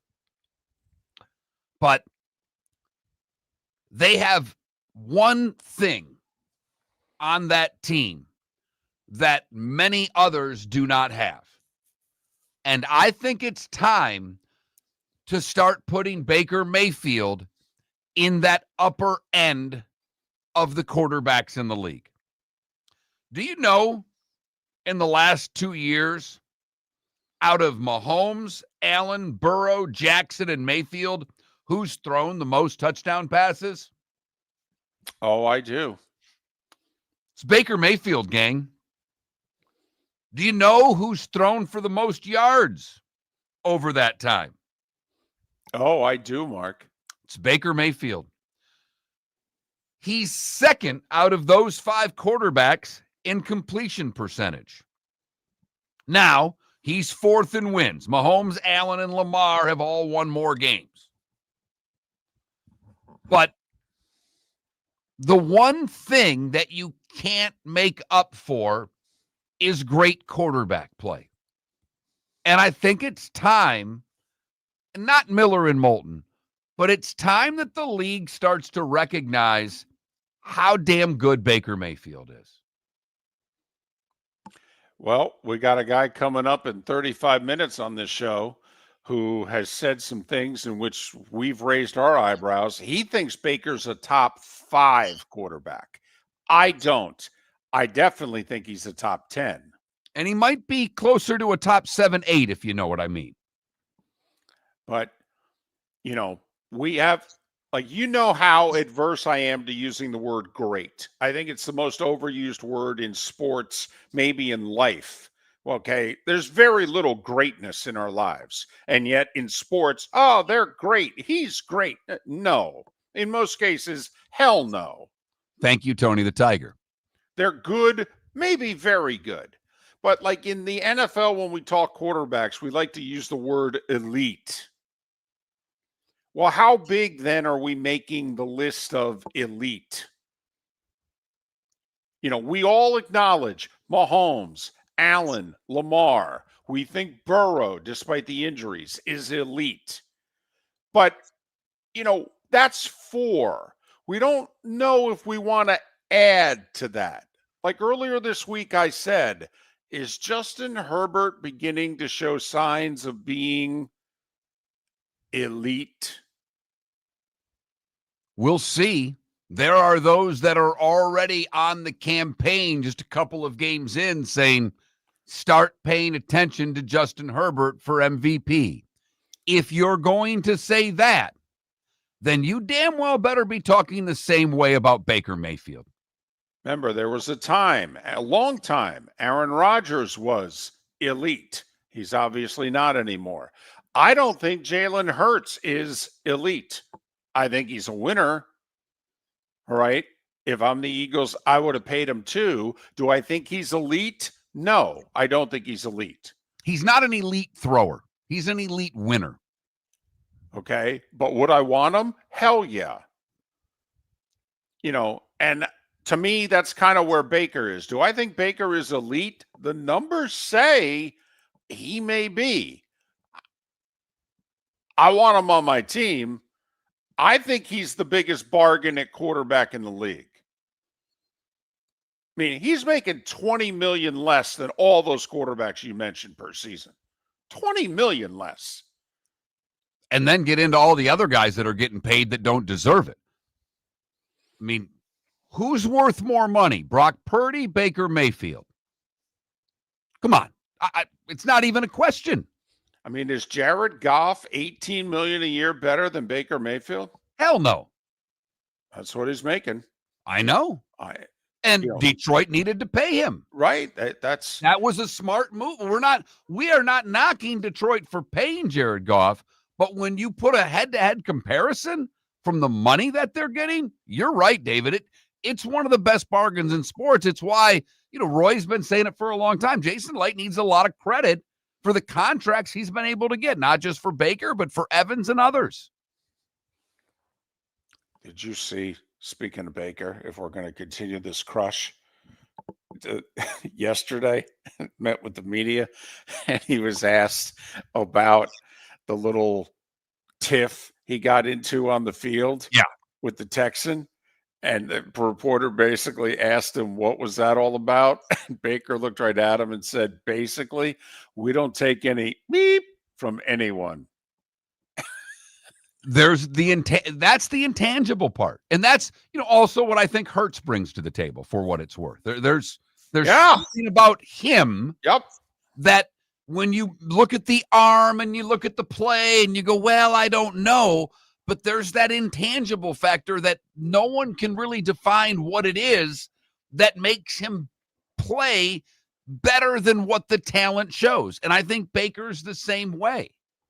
Did anybody Monday night, and I don't know how closely you listened to the broadcast, but when Joe Buck was just going over Baker's resume, and, he was in Cleveland, and then they got rid of him, and then he went to Carolina, and they got rid of him. Did anybody at that point think, could you imagine if either of those two franchises had hung on to him, where they would be today versus all of the draft picks and money that they then have spent at that position since? I know Cleveland fan thinks about it, and here's why, David. I stopped at my little taco joint on Tuesday to have dinner, and they were packed, so I couldn't get a seat. So I ended up having to order to go and bring it home. And as I was walking in, there was a guy walking out with his to-go food. And he had a Browns jersey on. And I looked at the number and I said, is that what I think it is? And here's a Browns fan walking to his car with a Baker Mayfield jersey on. And I just looked at, it wasn't close enough for me to do the proper R&D that you and I like to do in public, David. But I literally stood there in the parking lot and looked at him and went, that guy is having a bad day. He's having a bad year. Do you just have a tear rolling down your cheek every time as a Browns fan you put that jersey on? Do you just start slowly crying? It's like those old commercials for littering back in the day. Yes, yes. He's the Indian standing by the side of the road looking at the litter. Okay. Hey, we can fix the litter before we can get a quarterback.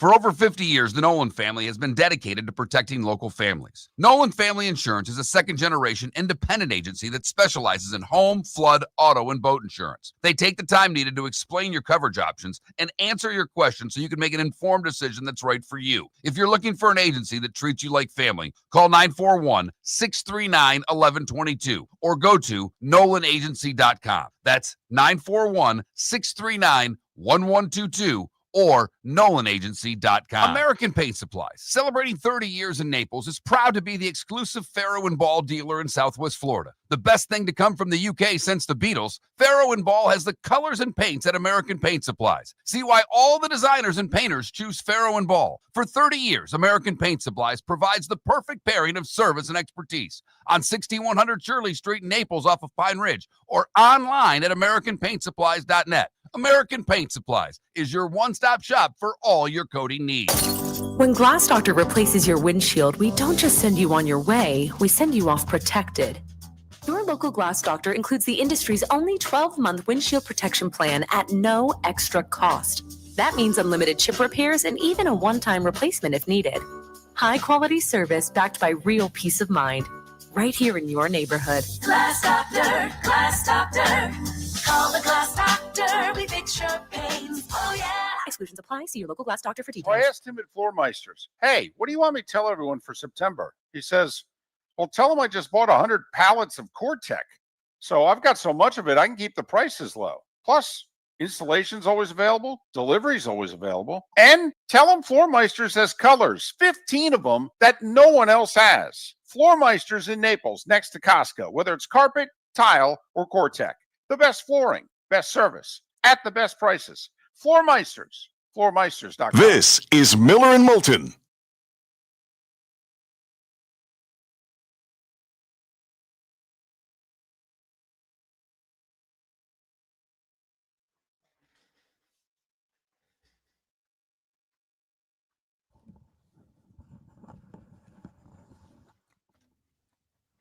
Okay, not to EB, that's one of the biggest stretches I've ever seen because there's never been a human in the history of football that ever talked about Trent Dilfer being elite. He's the one quarterback that's always named saying you can win a Super Bowl without an elite quarterback. It was so long ago that to me, Trent Dilfer is no longer a relevant topic to talk about when comparing quarterbacks because that's not a guy today. It's a different game. We ran the football more then. They won that Super Bowl with defense. That has so little to do with where the game is today.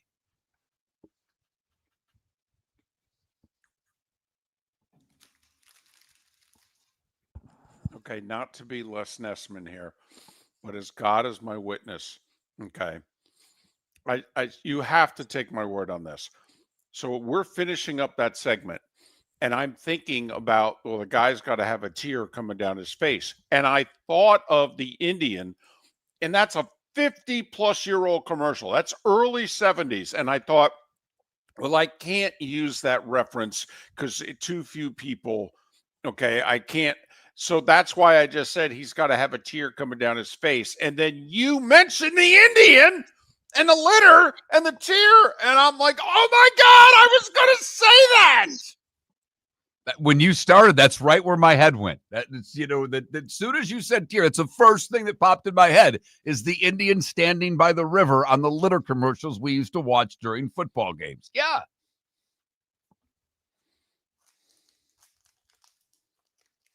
By the way, the whole thing that they passed, you can't say they passed on Josh Allen and Lamar Jackson. You can't for this reason. Both were considered projects. And in fact, Josh Allen, 2 years into his career, was still a project. Josh didn't burst until year 3. Look at his completion percentage the first 2 years, and you can go back. They fixed him.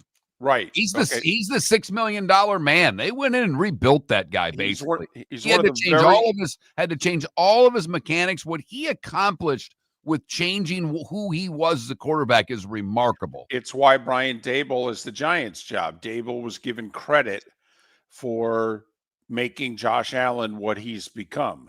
Josh Allen completed like 55% of his passes at Wyoming. He was a project. But he's the reason the Colts picked AR fourth. They looked at him and said, oh, well, he'll be Josh Allen. We'll make him into Josh Allen. You did, again, Michael, you didn't pass on Allen. He was a project. You act like it was. This is not, taking Trubisky. And even come on, Mahomes, we didn't know. He played at Texas Tech, for crying out loud. Come on now. If you're all being honest, when the Chiefs traded up, they gave up a future first. They moved up over 15 spots in the first round and positioned themselves, and they took Patrick Mahomes ahead of Deshaun Watson. And remember what people said. Okay, whoa. A lot of people doing the draft live said when I heard the trade, I thought they were trading up for Watson.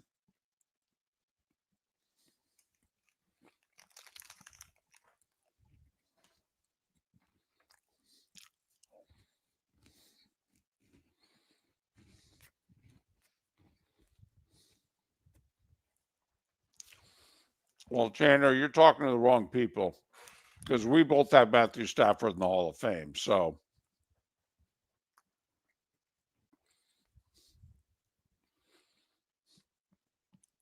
no, Arch Manning thus far, and there's plenty of time to fix it. Trevor Lawrence has won a playoff game. Come on now. Arch Manning, at this point in time, doesn't look like he can play collegiate football. Trevor Lawrence was a great, not a good, he was a great college quarterback. I know it's 3 games in or whatever, but Arch Manning looks like, who's the Dolphins backup again?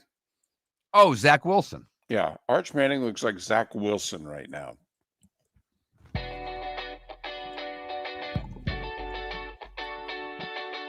You're listening to Miller and Moulton. And now, here's Mark Miller and David Moulton. Oh, man, I threw that last peanut butter cracker in my mouth too late. Oh, that's a tough one to get through, David. It is. You get the stickiness. You can't properly enunciate. Get yourself a drink of water. Miller and Moulton. You don't want to risk swallowing it whole. You could choke. Right. No, that's a tough one. It really is. Yep. Pelican Sorry Roofing about that. Florida text line is open. 21,000 is the number. If you've not texted the show before, you need to text the keyword Miller. I'm talking to you, Tampa and Huntsville, and some of the places where you can catch the show. Jacksonville, Lake City, and obviously here in Southwest Florida, Port Charlotte and Venice. All right. You and I have spent more time on this than I think most shows. We get into the nitty-gritty about college sports and wanting to fix it or make it as good as we can make it, because it's certainly not broken. Have you checked the ratings for the NCAA tournament? Have you checked the college football ratings? For all the that people are doing, boy, I don't know. You're watching. You sure are watching. But this whole announcement yesterday so the NCAA decided they're getting rid of the second transfer window for football. This was a specific for football. Because the second window came in the spring, and what some guys were doing is they were going through spring ball, seeing what the depth chart was, and they're like, well, I ain't going to play, and then they'd leave. And the colleges would be like, well, what do we do now? It's April, and then, so SEC especially, the SEC coaches complained bitterly about this, and the NCAA went along with it. The Big Ten coaches are mad. Okay, they liked the second window for whatever reason. Once again, Mark, another big difference. Sankey and Petiti have had their differences. These conferences are truly viewing the present and the future of the sport differently right now. And what's interesting about it is the talk, at least, and like you said earlier, we have not yet been given dates of what the only transfer window is going to be, but all indications are it's going to be in early January. Right. The proposed period for the record is January 2nd through 11th. Now think about that. We still have what? We've just finished our quarterfinals, right? We're down to the final four, if you will. Right. We'll be at the semifinals. So that means that if you're in the playoff and you're one of the final four teams, players can get up and leave to transfer before you play your semifinal game. Well, remember it happened last year with Penn State. Their backup quarterback left to go to Missouri. Missouri literally said, we got this other guy. You have to give us an answer now. The job is yours, but you got to commit. And so he left Penn State. And if you talk to the Penn State coaches, okay, and listen, everything is 2020, but obviously that semifinal with Notre Dame was tight. Aller in the passing game wasn't really getting it done. And we asked Penn State, would you have used the backup? Because they had, remember, during the season last year, they had packages for him. He played. And like David said, there was a solid chance he would have played against Notre Dame. And if you ask the Penn State coaches, would you, not could you, would you have used them against Notre Dame? And they go, oh, yeah, absolutely. And with the way the game was playing out, oh, yeah, definitely. Now, would they have won? Who knows? Okay, but, I mean, that's the backup quarterback who played 2 series a game for a national semifinalist who transferred last year. And now that we're only going to have one window, okay, you're going to have more guys from these final 4 teams who are transferring. Never mind, what are the coaching staffs of those 4 teams supposed to do? You got to prepare for your semifinal, and yet there's 3 or 4 kids you'd like to pluck also. It's not ideal. There's no doubt. I would love to see the window be the 10 days after the championship game. So late January. But this is where the farce of collegiate athletics is. Because what they are trying to say is, you've got to be enrolled in school. Right. That right there is, to me at least, and I don't know about you, David, it's laugh out loud funny. It really is. This is pay for play. This is free agency. They can't make up 2 weeks worth of classes. An athlete. I'm not even going to say a student athlete. An athlete. You can't figure out a way to get them caught up in Humanities 201 so that they're eligible to play. I find it laughable. And I also find it interesting that this seems, David, this window seems to be the best time for most of the little guys and the teams in big conferences that aren't as good. And we don't very often do things to benefit the little guy or the bottom end of Power 4 conferences. We cater everything in collegiate sports for the best teams. And who is this ultimately going to hurt? I mean, think about it. I'm not saying that the same 4 teams are in the semi every year, but I think if we made a list of, 12 to 15 teams, we could be pretty accurate that these teams are going to be in the semifinal most years. Pick your 4 or 5 elite SEC schools, pick your 4 elite Big Ten schools, throw in a couple of others for good measure and call it a day. Notre Dame, Miami, whomever. But you know what those schools are saying? Yeah, we may year in, year out, that early transfer portal window may not work out for us, may not.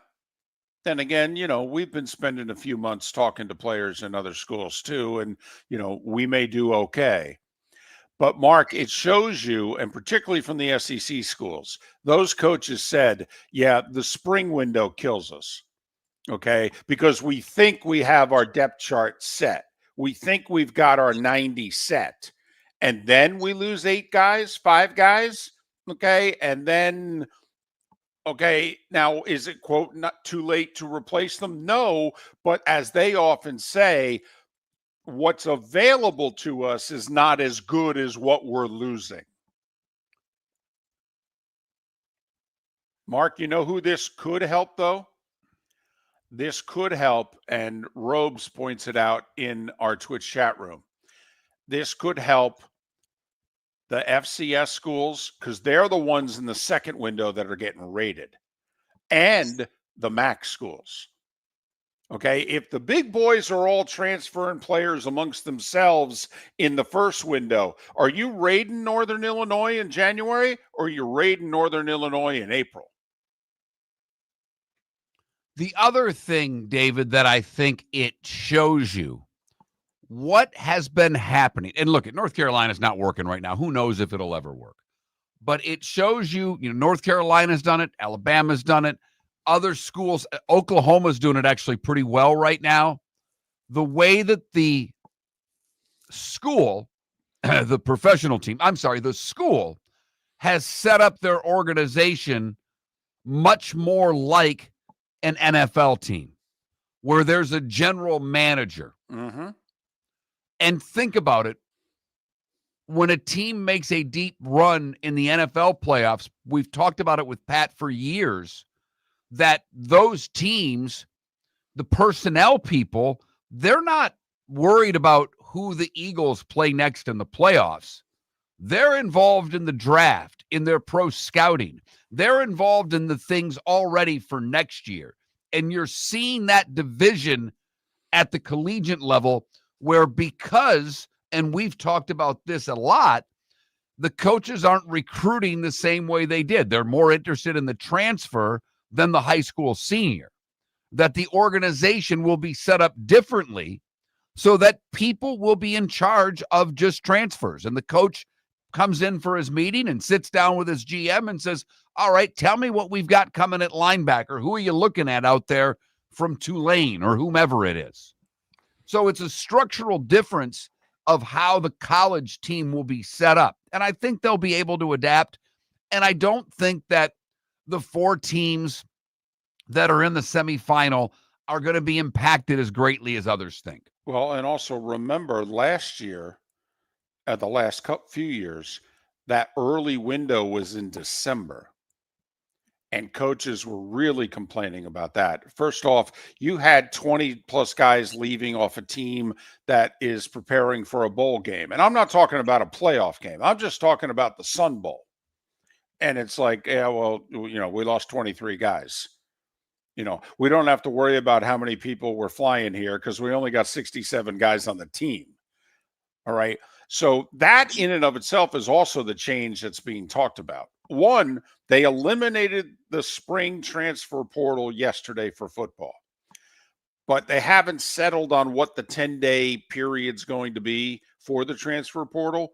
But the first portal was in December the last few years. And the coaches were saying, we got to move this to January. This is too early for us. So we'll see how it impacts schools down the line. But I really don't think, David, this is going to affect the big boys the way the Big Ten big boys are complaining about it. I agree. Because the other thing that's been going on lately is, remember, we've had an early signing period the last few years. When was the early signing period? Mid-December. So think about everything that was on a team's plate. I got an early signing period for recruiting. That's pretty important. I got a transfer portal window. Who am I losing? Who can I get? And then, oh, by the way, I'm also planning for a bowl game. And you can see why certain schools have really mailed in some bowl games lately. Because how important can the Birmingham Bowl be when you're talking about your recruiting and your transfer window? What's more important? It's your transfer window. That's your lifeblood now. Full-blown free agency. That's how it's done in college football. We can call it a transfer window. It's really free agency. So, interesting, firm decision that the NCAA made yesterday. They sided with the SEC over the Big Ten, but they still can't agree on when the 10-day window is going to be. Would you have it after the playoff was done? Well, I would, like you pointed out. I mean, are we really going to continue this charade that this is a student-athlete thing? When they go to a different school every year. I mean, just come on now. Even if it were you and I, any of us listening, if we were transferring from Ole Miss to Alabama to Texas Tech to Florida in 4 years, I'm not even talking athletes. As students, you know most of your credits don't go with you. And that's Mark, for students. Do we really give a damn right now if the athlete graduates? Quit it. The other thing I would definitely do, I'd move it 10 days further back than what they're being proposed. Okay, like they're proposing the 2nd through the 11th. Okay, I'd make it, because now I get the semifinals out of the way. Okay, so really, there's 2 teams every year that are going to be complaining. How badly are you complaining? You're playing for the Natty. Shut up. And think about the Super Bowl teams. What happens when you win a Super Bowl? Your roster is rated. Anybody that's a free agent, they get their ring. They either go get paid, or a team wants to change their culture, so they try to get someone that came from a winning organization. It would be no different in college. Plus, can't we just relax the academic rules? I mean, I don't know about you. In all seriousness, like I moved a couple times when I was young. I showed up a couple different grades a few weeks or a month and a half into a school year. Everything worked out. It was okay. I mean, really? A kid can't show up at college the second week of classes? I mean, really? I mean, come on. I just would lighten up here. Did you have your trapper keeper?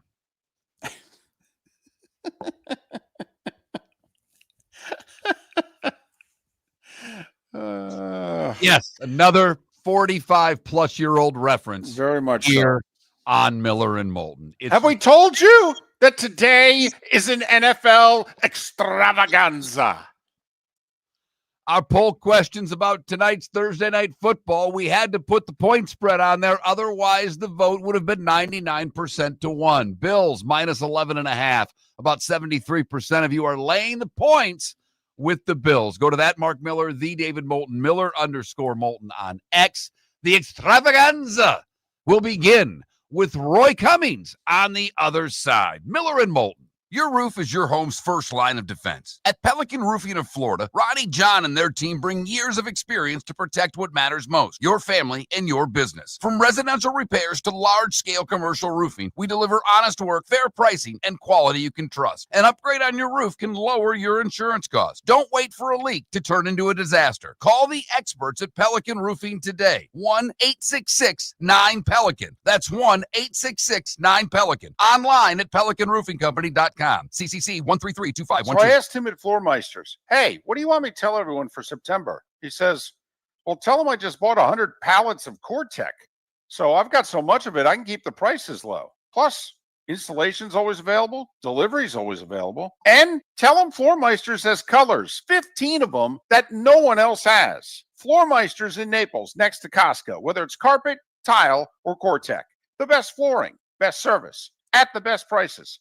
Floormeisters.com. Football season is back, and celebrate your game day with Jimmy the Beef Guy. We're talking tender, juicy Chicago beef sandwiches. Whether your party's for 10, 100, or 200, bring game day to your house with Jimmy the Beef Guy. The catering packages come with the beef, the gravy, the peppers, the bread, everything you need. 2 convenient locations, Fort Myers and Bonita Springs. Skip the ordinary and bring the beef. Jimmy the Beef Guy, Chicago flavor, Southwest Florida style. Call today or visit jimmythebeefguy.com. Tell him Miller and Moulton sent Mark Miller for Sleep Treatment Direct. They are helping me with sleep apnea. And by helping me, I mean curing me. No more CPAP machine, no more snoring, no more tossing, no more waking up exhausted. Their expert team got me the right treatment, fast and hassle-free. If you want to feel energized and get rid of your snoring, call Sleep Treatment Direct today. 444-1741. That's 239-444-1741. Sleep Treatment Direct. Sleep safe and sound. Shoeless Joe's Sports Cafe, your home for all the football and baseball that September provides, plus a nightly food special. Got bingo and trivia Tuesdays and Thursdays, live music Fridays, karaoke Saturdays. Never mind the fact that Shoeless Joe's is going to celebrate Grandparents' Day, National Hot Dog Day, National Cheeseburger Day, all in the month of September. Food and drink specials during every NFL game. Shoeless Joe's, the official home for Ohio State football. Shoeless Joe's, good food, good times, good sports in the DoubleTree by Hilton. Bell Tower Shops, Fort Myers. American Paint Supplies, celebrating 30 years in Naples, is proud to be the exclusive Farrow & Ball dealer in Southwest Florida. The best thing to come from the UK since the Beatles, Farrow & Ball has the colors and paints at American Paint Supplies. See why all the designers and painters choose Farrow & Ball. For 30 years, American Paint Supplies provides the perfect pairing of service and expertise on 6100 Shirley Street in Naples off of Pine Ridge or online at AmericanPaintSupplies.net. American Paint Supplies is your one-stop shop for all your coating needs. This is Miller and Moulton.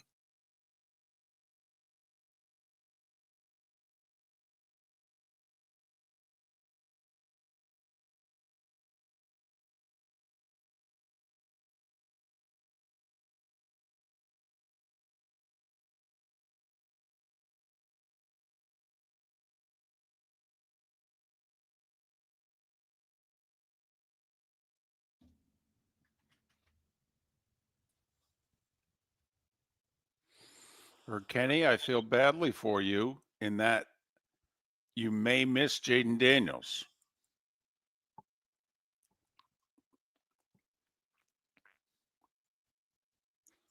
Yeah, that's too bad. I mean, it's great that you're going, but I'm with Yeah. Dave.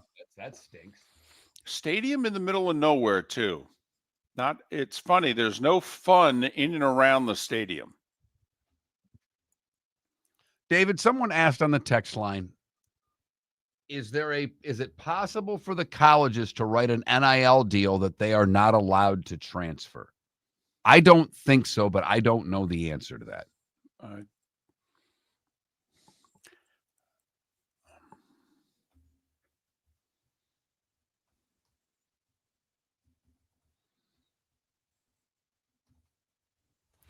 don't think so. But like for instance, Underwood at Michigan there. I thought that was a 4-year or a 3-year deal. Yeah, I think it guarantees his payment, but that's if he stays all 4 years. Right. Right.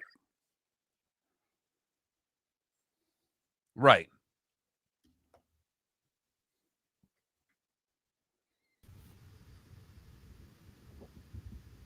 Morning, Roy. Morning, guys. How are we? We're good. We're excited. I got to ask you a question here. Yeah. A friend of mine put a post on social. He knows somebody with the Florida Sports Hall of Fame, and Allstott and Leland are getting in. Oh, so yeah. I reached out to him, and we're going to end up getting Jim on the show here in the not too distant future. Oh, sweet. Do you have a nugget? Do you have something that would tee something up for Jim Leland? Yes.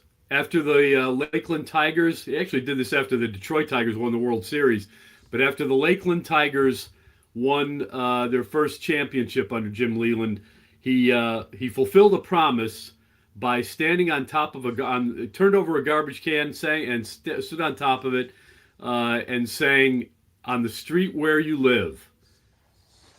He's got a tremendous voice.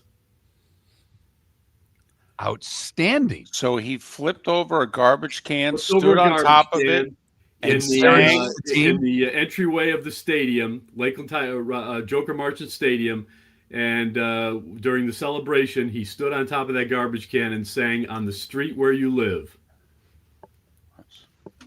It's outstanding. Fantastic. He's got a great voice. Great voice.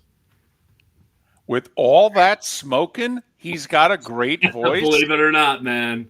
Believe it or not. Hey, Sinatra hoofed lung darts for Yeah, years. that's Don't true. kid Yes. yourself. Yeah. And boy, did he love to throw batting practice. Really? You know, it's funny. Oh, yeah. It's Yeah. funny. There was the Binghamton Mets manager when I was in Binghamton was Steve Swisher, longtime backup catcher for the Cubs. Yeah, right. Okay. God, Swish loved. I'd show up at the ballpark early to interview him, and he'd go, "I got 10 minutes, and I got to throw BP." Yeah. And I'm like, you got 7 other coaches and what have you. He goes, "Nobody throws BP but me." That's right. Leland He was the same loved way. it. Hey, here's another tip. Jim Leland's nickname was Hump. Hump? Short for Engelbert Humperdinck. Nice. Because of his voice.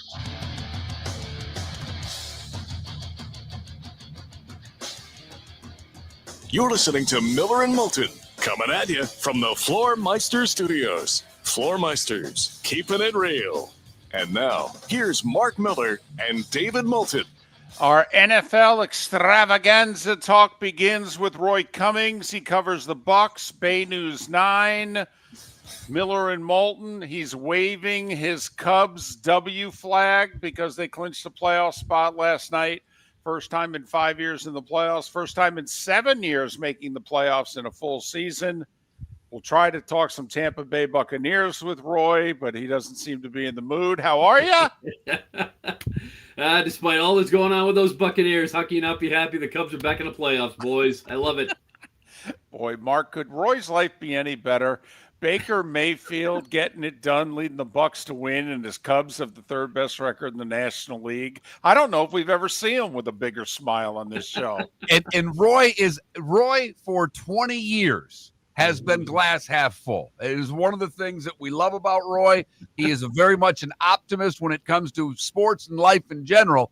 But Roy, you and I were big on the Bucs before the season. You always are. But man, oh man, last year being a Michigan native and watching what happened to the Detroit defense over the year, it was like, damn, they've got everything going the right way, but they can't stay healthy. And here we are, just 2 weeks into the season, 60% of the offensive line is banged up. One's done for the year. One, we don't know how long he's going to be out. Wirfs will be back. How nervous are you about what's going on with that offensive line? In a word, very. All bets are off the tables, boys. You just can't. There's no predicting what this team is going to do going forward because so much of what they do offensively, obviously with any team, is dependent on that offensive line. And, as we saw, when Gedeke got hurt last week, it was a completely different look for the Buccaneers, really struggling to get something done. The great news, obviously, for the Bucs is that somehow Baker Mayfield made it happen down the stretch. That's all Baker being Baker. And, how much is left? How much can he do that? I'm sure he can do it, consistently, throughout the course of the season. But at some point, you just figure the odds are going to, rear their heads against you, and you're going to go down at some point because of it. So it's devastating what's happened to the Buccaneers. And look, it's not as bad as losing the quarterback, okay? But they've lost so many key pieces up front, and they're patching it together now. Yeah, maybe Wirfs comes back in week 4 and allows Barton to go back to center, which, they can put Bredesen back at guard. That's the good news. Is, again, their depth is pretty good up front. They can put a starter from last year when they made the playoffs back where he was a year ago. 2 starters back where they were. That should help. But, and look, I'm not a big Gedeke fan, but you got to admit, or I have to admit, I guess, he was getting better. He was, at the very least, serviceable. but now they're going to be tested again. I think they're fortunate that they have the Jets coming in. That gives them a chance to kind of feel this thing out. But with the Eagles coming in a week after, you don't want to push it. But if Wirfs is ready in any stretch, anything close to being ready, I think you got to put him in there and get the line back the way you envisioned it. Well, I don't know if he got a game ball or not, and I know Heck gave up a sack in the second half to Anderson, but I thought Heck coming in cold as a backup lineman playing against Will Anderson most of the night, I thought he did a hell of a job. I don't know if he can do it for 14 more games, but I thought he deserved a game ball. Here's the thing that I'm wondering, Roy. Can they get it done but just do it differently? Like they had to adjust mid-game, and what'd they do? Something you've been talking about for a year now. They ran the ball. Instead of Mike Evans and company being the show, the two-headed monster in the backfield was the show. I mean, they ran for 169 yards against a very good defense, and they won the game because they could run it and the other team couldn't. Is that maybe how the Bucs have to go now? The one wide receiver still out. Egbuka's got the thigh that has slowed him down. Do they become more of a running team now? I think they almost have to. I mean, this is what I envisioned for them early on anyway with the injuries to Wirfs. And then when we saw that, they'd switch things up a little bit, I still thought, okay, you can always run the ball. And it's one thing they can do. You've got such a good running back room. They barely even literally haven't even scratched the surface yet of using all the talent that they have there because Sean Tucker's barely been used.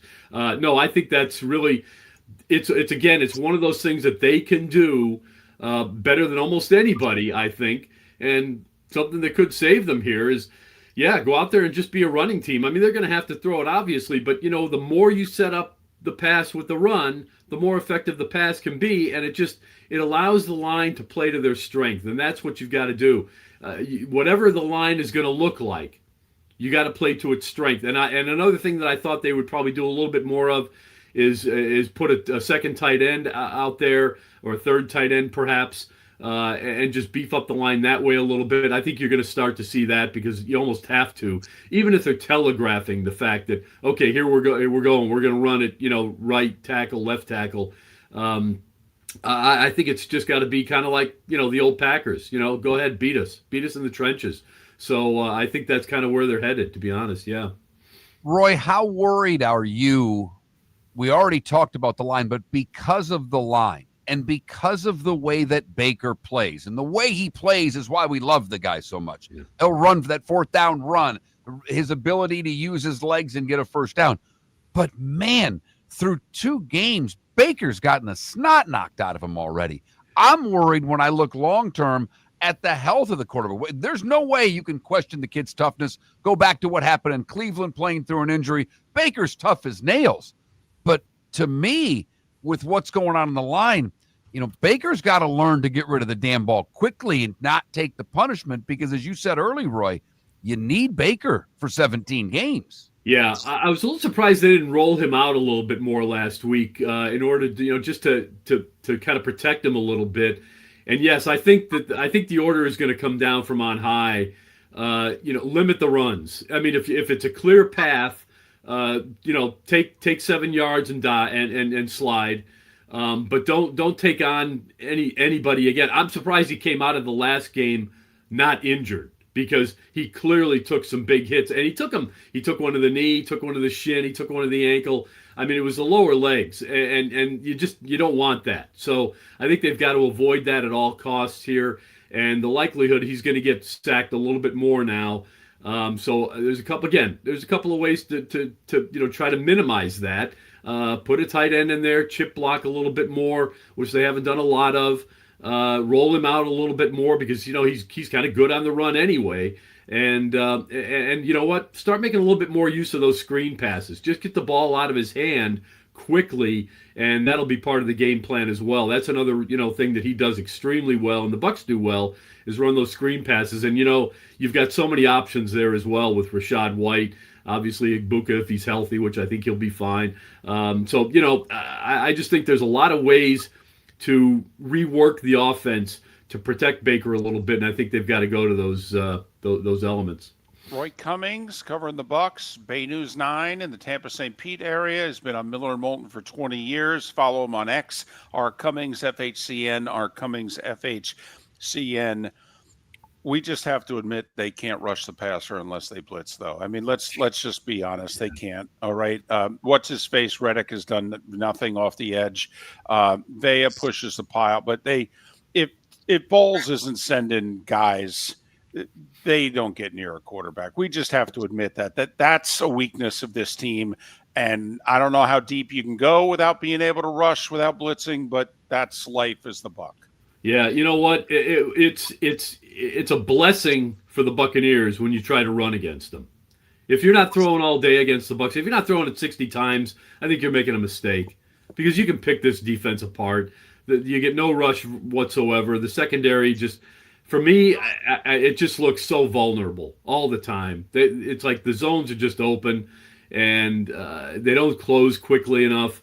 I'm not really excited about McCollum and the way he's played so far. I think this team is quite vulnerable defensively, and certainly against the pass. And yeah, maybe Hassan Reddick will get there eventually, but they're gonna have to help him do it. As you said, they got to bring a fifth at least.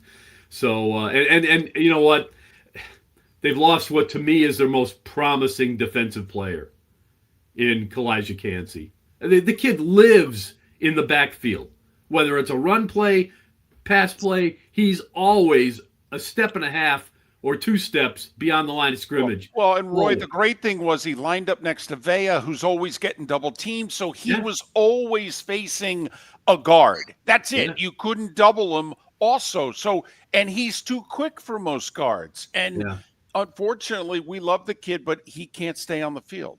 Yeah, maybe one answer is to put 6 or 8 guys at the line and drop 2 or 3 and see what happens. Just try to fool some of the young quarterbacks that they're facing. This week would be a good time to try that.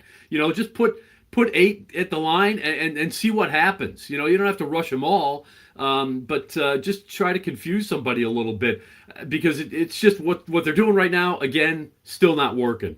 And it's amazing to me. As well as they've drafted, and I think we all agree that Jason Licht's done a tremendous job in the draft. They just can't seem to find an edge rusher. Really can't find one. All right, speaking of Jason Licht, we're only 2 weeks in, but David's been a guy who says go trade for somebody. He's kind of made me buy into that philosophy, and the deadline's a ways down the road. I'm not waiting till the deadline to start looking. How quickly should Jason Licht be on the phones, and what would you give up to fix problems you now have via injury? Well, you think you're going to the playoffs. It's why you brought in the backup quarterback that you brought in. So I think it's certainly time to look at it. Let's wait and see what this looks like with Tristan Wirfs back. If you can get Barton back where he belongs, get Bredesen in there, and if he can play at a decent level the way he did a year ago, you could be all right. The weakness is going to be on the right side, not the left. You can work with that. The running backs are good enough. They can make yards on their own. So I wait a couple of weeks at least. They've brought in someone off a practice squad this week. Maybe that helps, but I don't wait too long. I'm certainly thinking about it at the trade deadline for sure. Roy Cummings, Bay News 9 in Tampa St. Pete, Miller and Moulton. Follow him on X, R Cummings FHCN, R Cummings FHCN. And if you're watching him on Twitch or YouTube right now, he is waving the Cubs W flag and wearing a Cubs shirt. For over 50 years, the Nolan family has been dedicated to protecting local families. Nolan Family Insurance is a second-generation independent agency that specializes in home, flood, auto, and boat insurance. They take the time needed to explain your coverage options and answer your questions so you can make an informed decision that's right for you. If you're looking for an agency that treats you like family, call 941-639-1122 or go to nolanagency.com. That's 941-639-1122. or nolanagency.com. So I asked him at Floormeisters, hey, what do you want me to tell everyone for September? He says, well, tell them I just bought 100 pallets of Core-Tech.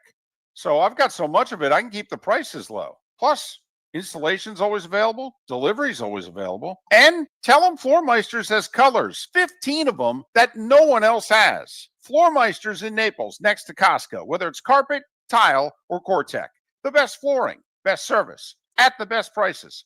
Floormeisters. Floormeisters.com. American Paint Supplies, for nearly 30 years, is your one-stop shop for all your coating needs. If you are a designer, a contractor, a professional painter, or a weekend warrior, American Paint Supplies is the place where experts go to get expert solutions. At 6100 Shirley Street in Naples off of Pine Ridge, American Paint Supplies delivers the best solutions with the best products with the best support. Meet Gene and his team today at American Paint Supplies. Call 239-566-2700. That's 566-2700 or online at AmericanPaintSupplies.net. Your roof is your home's first line of defense. At Pelican Roofing of Florida, Ronnie John and their team bring years of experience to protect what matters most, your family and your business. From residential repairs to large-scale commercial roofing, we deliver honest work, fair pricing, and quality you can trust. An upgrade on your roof can lower your insurance costs. Don't wait for a leak to turn into a disaster. Call the experts at Pelican Roofing today. 1-866-9-PELICAN. That's 1-866-9-PELICAN. Online at PelicanRoofingCompany.com. CCC 13325. This is Miller and Moulton.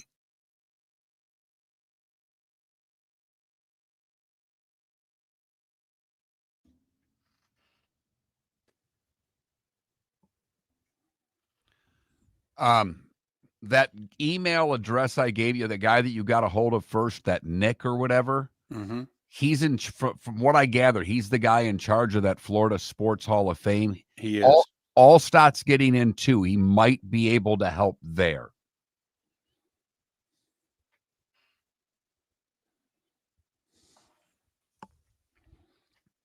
Yes, Zito put something up on social. I'm like, well, I'm going to hit Jeff up and see if we can get either of these guys on.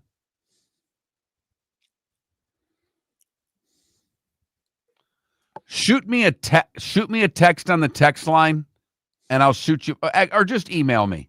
It's mark@millerandmoulton.com. That's the best way.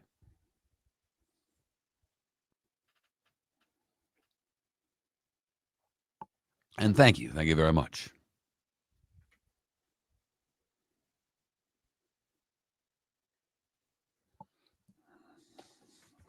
I will say there, Kenny, if you listen to Ben Johnson's presser, how much of that was on the Bears? How much of that was he really saying about Caleb? Are we reading between the lines on that? And he's talking about his quarterback. I'm curious.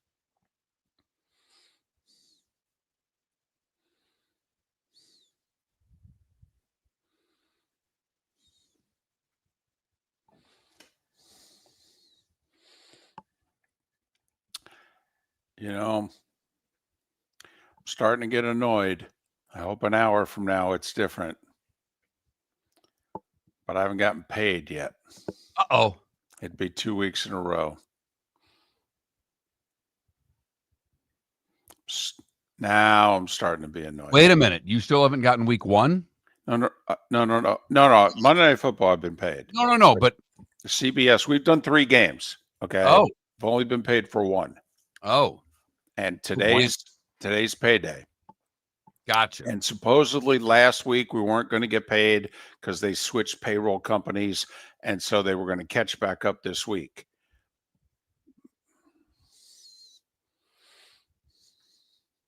Well, Larry, that's what I'm thinking. That's why I asked the question. To me, you start looking. I mean, we've already got a bunch of 0-2 teams. How long before these 0-2 teams know that they're going nowhere and are starting to look at 2026? And do the Bucs start trying to make moves? You know, that's why I said it, David. To me, I'm not waiting for the deadline here. I want to get out ahead of the other teams. Yeah, the problem, Larry, is Grady Jarrett. Grady Jarrett's a poor man's Vea. That they need a pass rush, sure. They need a guy to line up at end who can beat a tackle and get pressure on a quarterback.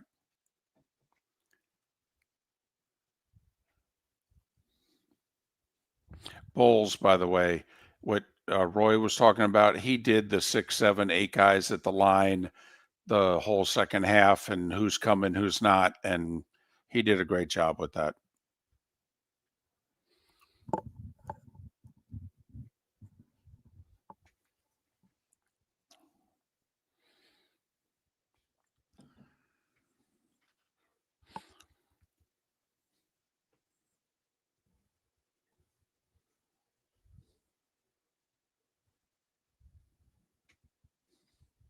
I knew we'd be able to get a Leland nugget out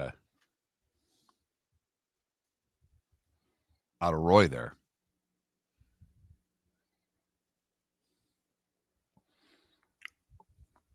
Craig Gaines was decent. 96 had a couple of moments in that game for the Bucs. That's not the only guy who I thought beat his man one-on-one.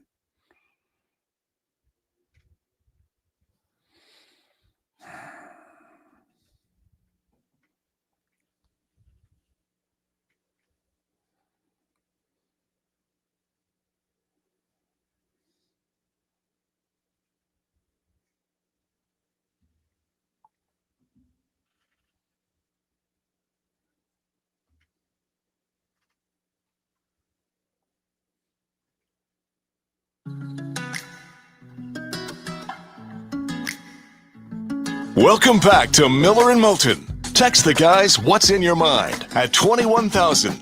That's 21000. And now, here's David Moulton. 21 minutes past the hour. Miller and Moulton, millerandmoulton.com, Miller_Moulton on X. Chris Perkins scheduled to join us from Buffalo in a little more than 15 minutes' time. Thursday night football, Dolphins and Bills in what has become a house of horrors for Miami. The Bills, they're 1-13 in their last 14 meetings. They've lost their last 9 at Orchard Park, 8 regular season, 1 playoffs. And Miami comes in 0-2, the Bills 2-0 and 11.5-point underdogs, but it's a short week. The Bills have defensive injuries. What do you think? Take the points? 11.5's a lot in the NFL, or lay the points because it's the Fins in Buffalo? That's our poll question. That Mark Miller, the David Moulton, Miller_Moulton on X. 73% of you are laying the points as far as the poll goes today. So vote accordingly. I would lay them. I couldn't take Miami and 11.5. I couldn't do it. I don't like that to lay that many points, but I would lay it. Do you think the Miami Dolphins get to 20 tonight? Or let's 24. Because if they get to 24, there's a good chance they cover. No. Don't you think? Or do you think the Bills score more than 35? I mean, Mark, the Bills scored 30 on the Jets and Josh Allen didn't have a touchdown. And they scored 41 on the Ravens. I mean, don't you have to count? Right now, the Bills are averaging 35 plus a game. Don't you have to just put 35 on the board and say, can the Dolphins get to 24 and cover by the hook? I think so. And just, do the Bills get bored? I don't think so, because it's a division game. Like, I think if it was Carolina, I'd take the points. But the fact that they don't like the Dolphins. They don't respect the Dolphins either. All right. Remember the Poyer who came over to the Dolphins last year from the Bills, and now he's back with the Bills? Remember what he said when he came over? Okay. We knew you punched this team in the mouth. They'd done.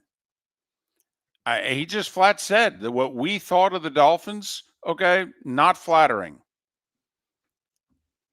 Because it's a division game, I don't think they mail it in. And Tua, when asked about Allen, literally said he's better than me. We all know that. But, man, week of the game, to the comments from Tua about Josh Allen astonished me, David. They really did.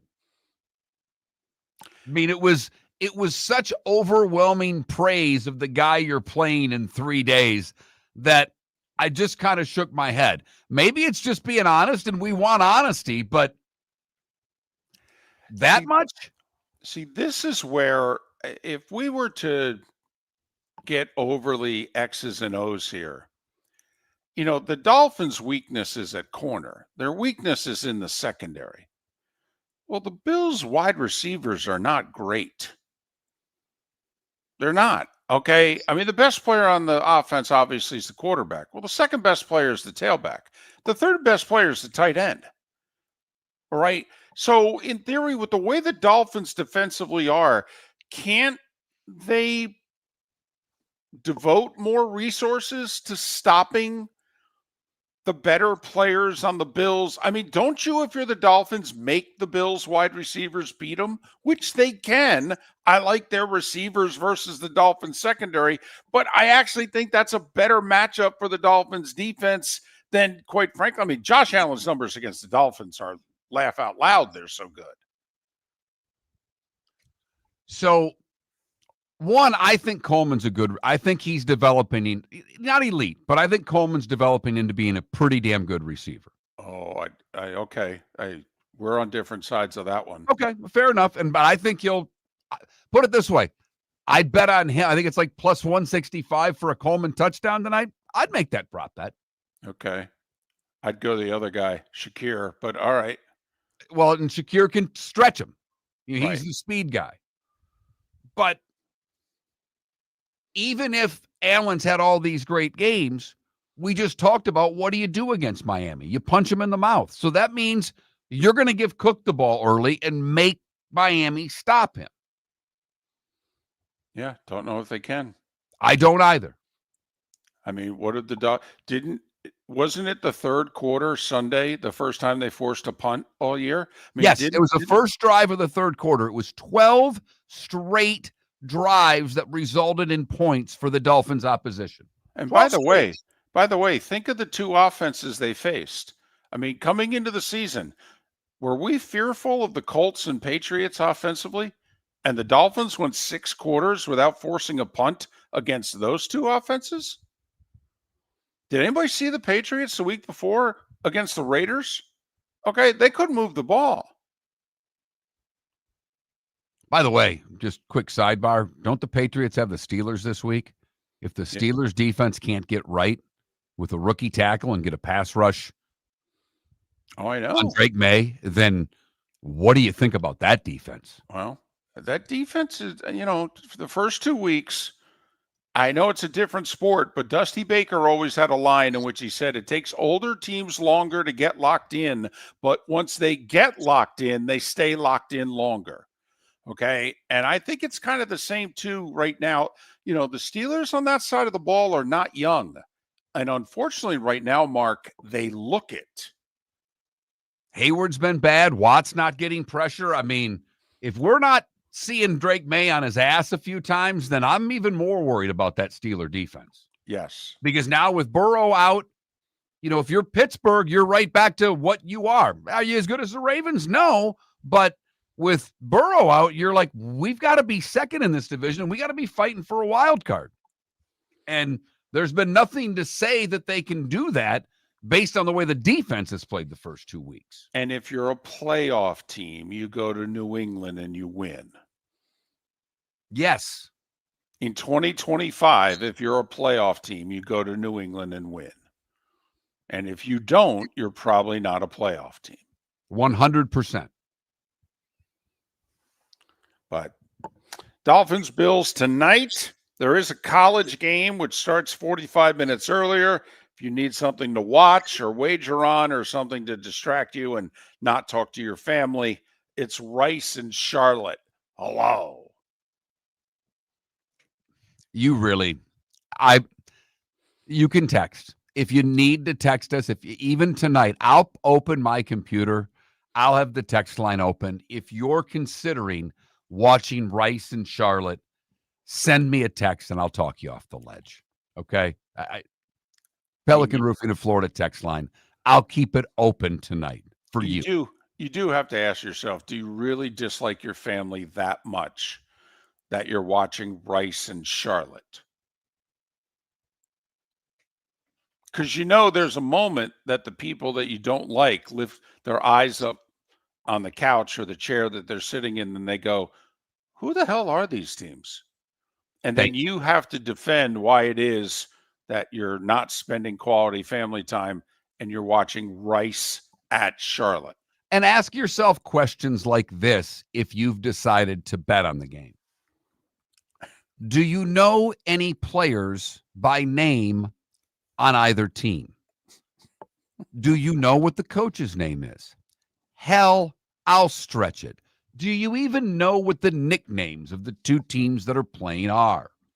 And just for the heck of it, the tiebreaker, do you know what conference the teams play in? We're pro gambling on this show. Yes, We we are. always have been, Yes. and we always will be. But when you're betting on Rice and Charlotte just so you can have action, there may be a problem. I believe right before you place the bet, even the Hard Rock app has a 30-second ad that says call 1-800-GAMBLER.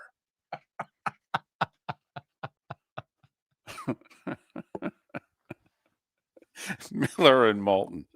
Chris Perkins live from Buffalo. We're going to talk wings, if nothing else. Think we only fix windows? Think again. Your local Glass Doctor Home and Business does so much more to upgrade your home. We custom build stunning shower and bath enclosures, install sleek glass doors and windows, and can bring fresh life to foggy or cracked panes. Need a glass tabletop or a statement mirror?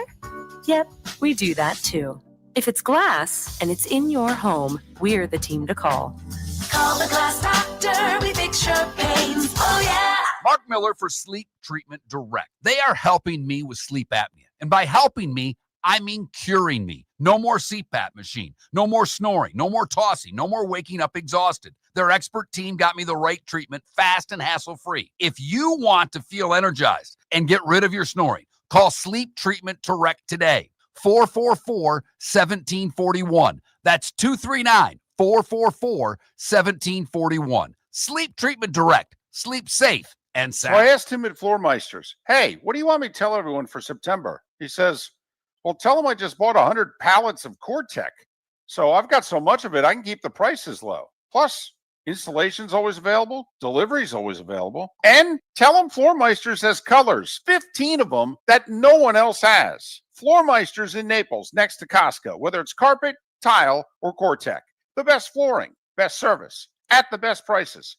Floormeisters. Floormeisters.com. American Paint Supplies, for nearly 30 years, is your one-stop shop for all your coating needs. If you are a designer, a contractor, a professional painter, or a weekend warrior, American Paint Supplies is the place where experts go to get expert solutions. At 6100 Shirley Street in Naples off of Pine Ridge, American Paint Supplies delivers the best solutions with the best products with the best support. Meet Gene and his team today at American Paint Supplies. Call 239-566-2700. That's 566-2700 or online at AmericanPaintSupplies.net. This is Miller and Moulton.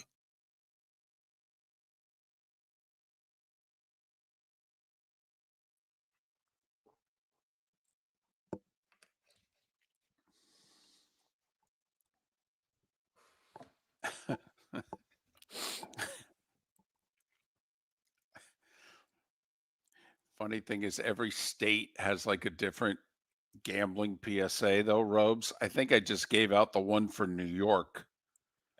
It's so I was going to say the same one, so you're spot on. You know, hey, Gentlemen, how are you? Hey, what are you doing in front of that stadium? Look at that green screen, man. You are a pro. That's it. Well, you know what? I figured it's time for a little change here. So, yeah, here we are. How's Buffalo? travels go okay? I'm actually in Niagara Falls. Oh, excellent. Yeah. So the hotels are just a lot cheaper in Niagara Falls. So, yeah. So And it's only about 30 minutes, right? Yeah. I'm 45 minutes from the stadium. So, Okay. yeah, I'm 30 minutes north of Buffalo about, yeah. So, yeah, we'll see what happens tonight, man. Now, when did you get there yesterday? I know I've traveled, I have to work. Do you have any time when you travel to go take in an hour or two of, whether it's sights, culture, anything, so you get to see some of the cities you go to? Yeah. I'll usually do that. So I actually went to Niagara Falls yesterday again. Did a little sunset at Niagara Falls. So last year I was there in the afternoon and I left at sunset. I had been there for like 3 hours and I was like, yeah, it would have been nice to see sunset. So this year I did sunset. But yeah, if I go to New York or DC, but I'm usually a guy who takes a 7 a.m., 6 a.m. flight. I like 6 a.m. flights. So yeah. And then usually on Saturday, I'll be in a bar at noon watching college football, drinking. There you go. So, yeah. So you're one of the guys who, when you get to the airport, sometimes you're before the TSA people have gotten there and you have to wait for them to let you go through. That's happened. That has happened a couple of times. Yep. Yeah. I like to get where I'm going and get back home. No, That's absolutely. And that's an old NBA habit from after figuring out that if you get there at 6 a.m., that airplane is already there. If you take like an 8 a.m. flight, the plane comes from Chicago or Philly and Boston, and then weather becomes even more of a factor. Yeah. And if the 6 a.m. for some reason gets canceled, you got the whole day to grab another flight. Correct. That's the other side. Correct. That's the other side. Right. Yep. Right. No. I understand. Yep. As I say, it only hurts for a little while. So I can get up at 4:30 or 5. Yeah. And if you're like us, you can sleep on the plane. Get on the plane and go right back down. Yep. Exactly. Headphones on. Good night. Yep. Exactly. Right. Window or aisle? Window. And headphones. I don't get up to go to the bathroom. I watch my coffee intake for that reason. And hopefully the headphones are assigned to the person next to me. There we go. Now we're talking. Kindred spirits right there, David. You and Chris have more in common than you ever knew with that station. I don't have headphones, but I thought of buying them for just that reason. Yep, exactly. That is the sign. Right. I'm not here to talk. I am not here to talk to you. Right. Although I don't mind talking, but sometimes, I don't want to talk. The plane's like the elevator, though. I'll sit at the bar, have a beer, and talk to everybody at the bar before I get on the plane. But if I'm flying alone, I'm going to shut it down. I'm going to listen to my music and just leave me alone. Yep. That's pretty much it. Yeah. I've always said I love airport bars and hotel bars because you get the best conversation from. Yes. Yeah. They're great. 100%. Yep. Who's your Saturday team? Do you have a Saturday team or do you just watch? I don't. I just watch. I don't watch because I went to University of Texas Arlington, as I've told you guys, and they stopped playing football in like '87. So, but I love. I covered Texas. I covered TCU. I covered So I watch those teams very closely. Well, this Carson Beck guy, I think he's looking legit, right? I mean, so far so good, man. Yeah, I think they look better than they did last year because now they have a defense that can stop teams. Yeah. I was going to say, Chris, this might be the best. I mean, how long you been in Miami now? Since '97. Okay, well, so you did. I saw 01. You did get the great run, yeah. Yep. Here we go.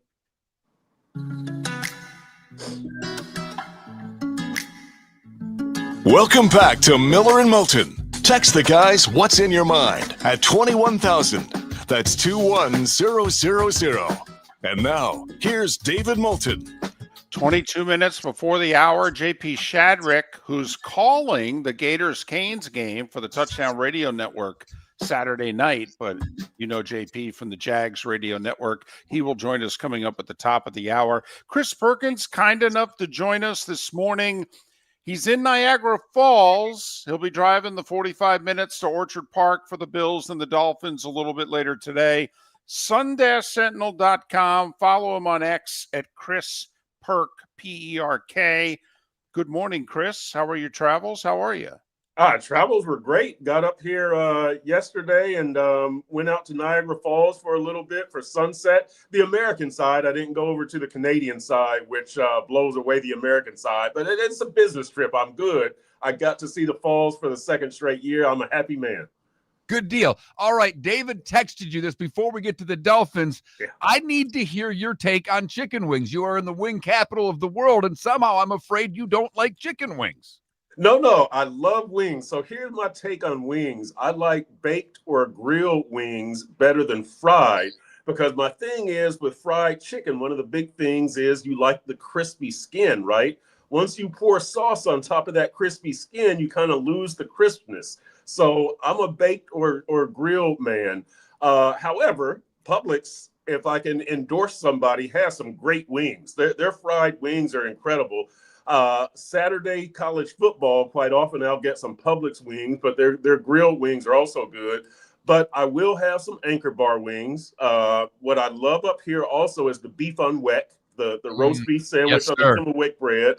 I can do like Wingstop and places like that, but I love a grilled or baked wing, and I actually prefer my wings naked, no sauce, just well seasoned chicken. But it's hard to mess up wings. That's my big thing. I don't remember the last time I had bad wings, but baked or grilled is my preference. I don't know if we'll get more in depth on the Dolphins than we did just then. Okay. All right. So this segment. I was gonna follow that up. Are the Dolphins cooked? There you go. Hello. They are. They are. I would say that they are. Let's see. Would they be fried or grilled or broiled? I mean, they're in some trouble here. You guys know that they are Mike McDaniel 1-6 against Buffalo, 6-game losing streak. 0-4 at Highmark, and Buffalo has scored at least 30 points in all of those games. Now, 3 of those 4 games have been 3-point games, 34-31 in the playoffs, 32-29, 30-27. The other was the 48-20 loss in 2023. But, man, I think it's a 12-point line. I'm not expecting the Dolphins to cover, but I wouldn't be surprised if they do. Big loss. I'm not sure Mike McDaniel makes it through the weekend. Well, okay. What do they hang their hat on at the start of this game? You know, like you need a pressure point. Is it defensively? Is it a pass rush? Is it offensively, Tua to Tyreek? I mean, give me the one thing at the start of this game that you think the Dolphins think, okay, we can hang our hat on this and we'll go from there. David, I don't know. That was one of the columns that I wrote last week. Is I don't know what this team does best. I would have thought it would have been the front seven. The front seven has been the biggest disappointment of the team for me. They're not rushing the passer. They're not setting the edge on the run. They're not doing anything. So I would have thought that that's what it would have been, and then bigger than that. I would have thought it would have been the run defense. They were number 9 in run defense last year. Now they're number 25, I believe, at like 139 yards per game. I knew the Tua to Tyreek connection was going to take a little while because they hardly had any off-season time together. We saw it last week with the big 47-yard play, but you could also argue that should have been a touchdown, right? That Tua underthrew him. The Dolphins' run game hasn't been consistent. Special teams haven't been consistent. Nothing has been consistent with this team. So I don't know what they hang their hat on. Maybe just competitiveness. Again, 3 of the 4 games up here at Highmark Stadium have been 3-point games. So maybe it's just that they're competitive with Buffalo. But on the field, I just don't know anything they're doing well enough, any unit. When we love to hear an athlete give us some truth. I mean, obviously you do too. We all know coach speak. We all know players speak. When we get that nugget of truth, we love it. But at the same time, when Tua's up there basically saying how much better Josh Allen is than he is 3 days before the game, if I'm a Dolphin fan, I'm running my head into a wall. Is that Tua just being truthful? Is that him trying to be coy? What do you take from Tua's comments about Allen? You can have too much honesty at the wrong time, correct? Yes. I think that's what it is. That he didn't say anything that everybody didn't know, but to say it that candidly at that time, it's kind of like, well, yeah, they messed up by not drafting Justin Herbert, right? I mean, that's the kind of stuff that runs through your head. Totally. And poor Tua, I mean, he's just answering a question, but yeah, you probably answered it in the wrong fashion. I appreciate his candor, like you said, Mark, but that's just kind of too much candor at that particular time. Well, and aren't we at another crossroads with Tua? Tua needed to get away from Brian Flores. So McDaniel came in, saved him, and then they took it to another level. But now he's clearly at best plateaued, and it may be getting worse. I mean, have we seen the best of Tua? I think is what a Dolphin fan's wondering, kind of like, well, was that it? Is that all we get? I mean, don't you feel kind of that's where we're at with him? Does he either need another coach to come in and elevate him to that next level? Or no, man, this is all we get? I think this is all we get. And that doesn't mean that hope is lost for Tua. To me, what it means is he needs to be on a complete team, like Jalen Hurts, like Jared Goff, like Brock Purdy.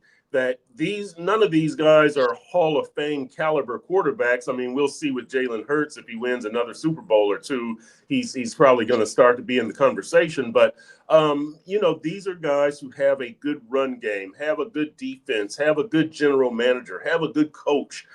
Tua has too much on his plate. And from that standpoint, I think we have seen that this is as good as Tua gets. Remember, this is a guy who can't really do anything with his legs, right? So that takes away a big danger of the quarterback. It helps the defense out tremendously. That's one fewer thing to worry about. And really with Tua, look, next season, we think Tyreek won't be here for a number of reasons, but the primary reason, he's going to cost him more than $50 million on the salary cap, and he's going to be 32, and there's an NFL investigation going on. So, he's going to lose a major element of what made him good, which is the passing game. So they need to help Tua out in the way some other teams have helped out their quarterbacks. I do think to a certain extent we have seen the best of Tua. And in college, he threw a great deep ball. He was always accurate. That accuracy has gone away. I will try as best I can to paint the glass half full for tonight. No Milano, no Oliver. The points you made of the Dolphins being able to score against Buffalo. Okay, with all of that, how many can the Dolphins put up tonight? I mean, the Bills, as you said, they score 35, it seems, every time they play Miami. Can Miami get to 30? They better. And here's the concern. Obviously the defense has given up 33 points in each of the last two games, or both of the games this season, 3 straight games going back to last year's finale against the Jets. You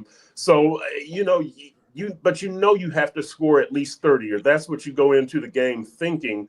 Last week, they scored 27, but the offense only scored 2 touchdowns. Remember, you had that Malik Washington punt return, 74-yard punt return. So, yeah, this offense probably needs to find a way to get the big play. To your point, the defenses, as Tua has told us, and as we've seen, they're kind of packing the middle. They're making Tua throw outside the numbers, which isn't his strength. He doesn't really have the arm strength to hum the ball over there. So, that's what we're going to see from Buffalo. I'm sure they're going to pack the middle of the field and take those throws away and make Tua throw outside the numbers. They're going to take away the deep ball.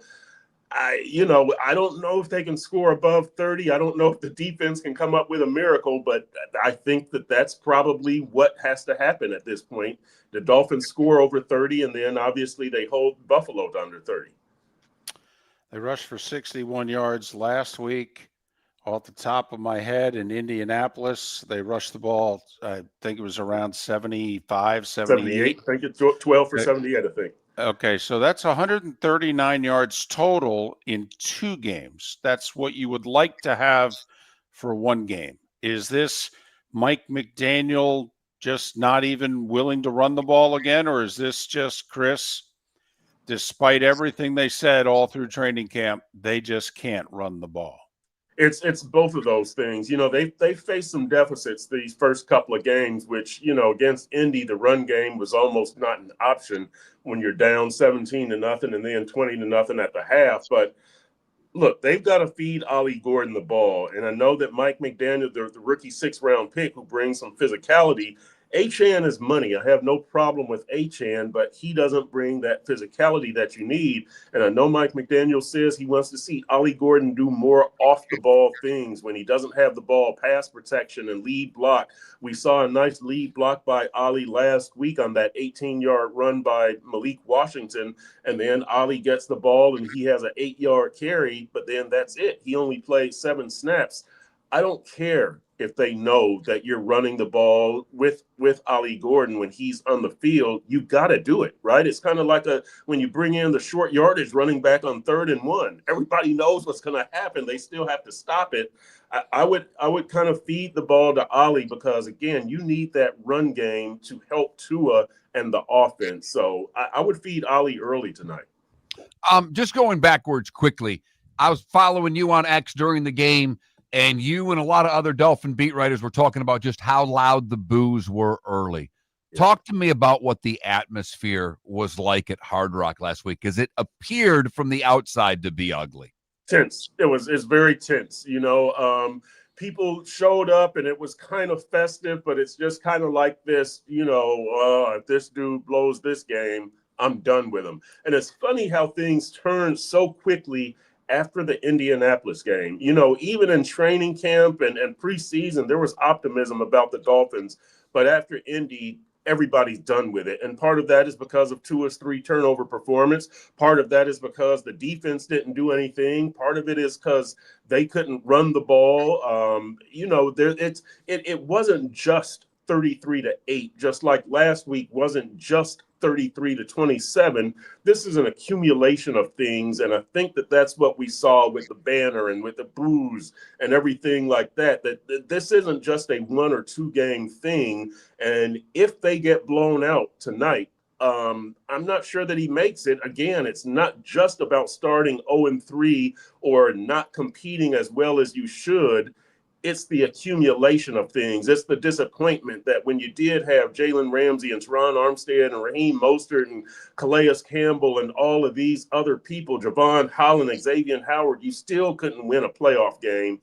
I think that's kind of the frustration that we're seeing and that we might see tonight as Dolphins fans sit in front of their TVs. Okay. And we got a minute and a half. When you say he won't make it if they get whacked tonight, you mean to the Jets week 4, or that Stephen Ross already just starts looking for his replacement? I think to the Jets week 4, that Mike McDaniel will not survive the weekend if they get blown out. Again, it's just the accumulation. Now, who gets named as the interim or who would? Anthony Weaver would be the favorite. You guys know he's the defensive coordinator. He's interviewed with Chicago, Atlanta, and New Orleans, and maybe Washington. But, his defense, again, has been the biggest disappointment. Their 3rd down defense teams are converting at 51.9%. I think that's 31st in the league. But the running backs coach, Eric Studesville, has been an interim coach in Denver. Quarterbacks coach Darrell Bevel has been an interim coach in Jacksonville. John Embry, the tight ends coach. Remember, Dan Campbell is the tight ends coach. Mm-hmm. He's the associate head coach. So you've got some candidates there. But I would have to say Anthony Weaver would still be the odds-on favorite if Mike McDaniel is released over the weekend. Well, Dolphins have actually had 2 really good interim coaches in recent years. They were Dan Campbell and Todd Bowles, and could have hired both and obviously didn't. Yep. And the funny thing is that we talk about Weaver being the favorite or the odds-on guy, that I didn't see Dan Campbell coming as the tight ends coach. They had Zach Taylor on that staff as the offensive coordinator. He's obviously taken Cincinnati to a Super Bowl. They've had some outstanding assistant coaches, but I would think that it would be Weaver, but you're right. They've had outstanding coaching staffs. I think 7 current defensive coordinators are former Dolphins assistants right now. Chris Perkins, the Sun Sentinel, sun-sentinel.com. Follow him on X at Chris Perk, P-E-R-K. Chris, safe travels. Thanks. All right. Thanks, guys. Shoeless Joe's Sports Cafe, your home for all the football and baseball that September provides, plus a nightly food special. Got bingo and trivia Tuesdays and Thursdays, live music Fridays, karaoke Saturdays. Never mind the fact that Shoeless Joe's is going to celebrate Grandparents' Day, National Hot Dog Day, National Cheeseburger Day, all in the month of September. Food and drink specials during every NFL game. Shoeless Joe's, the official home for Ohio State football. Shoeless Joe's, good food, good times, good sports in the Doubletree by Hilton. Bell Tower Shops, Fort Myers. Got a cracked window or foggy glass? Don't wait for the next storm to make it worse. Your local Glass Doctor Home and Business is just down the road and ready to help. From leaky frames to shattered panes, we've got the tools and the know-how to get your home or business storm ready. With flexible scheduling and our done right promise, you'll be in good hands. So before or after the weather hits, call your neighbors at Glass Doctor. Glass Doctor, Glass Doctor.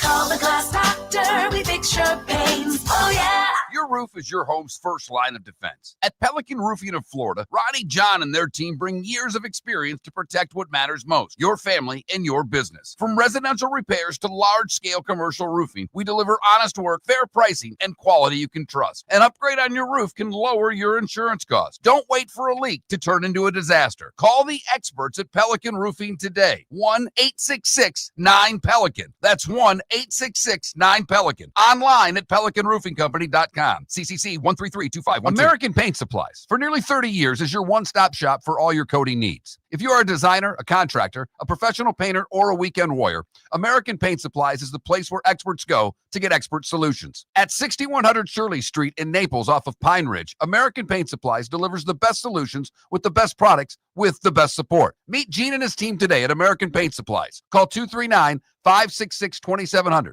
That's 566-2700 or online at AmericanPaintSupplies.net. So I asked him at Floormeisters, hey, what do you want me to tell everyone for September? He says, well, tell them I just bought 100 pallets of Core-Tech. So I've got so much of it, I can keep the prices low. Plus, installation's always available. Delivery's always available. And tell them Floormeisters has colors, 15 of them that no one else has. Floormeisters in Naples, next to Costco, whether it's carpet, tile, or Core-Tech. The best flooring, best service, at the best prices.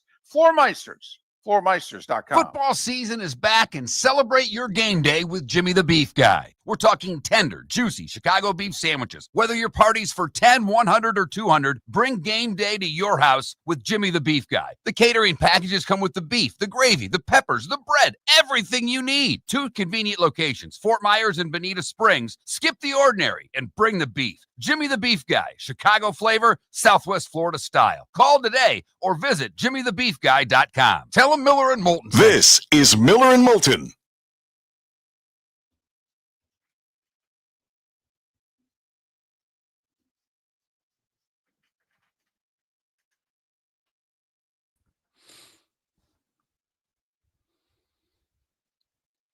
So I may see my grandson today.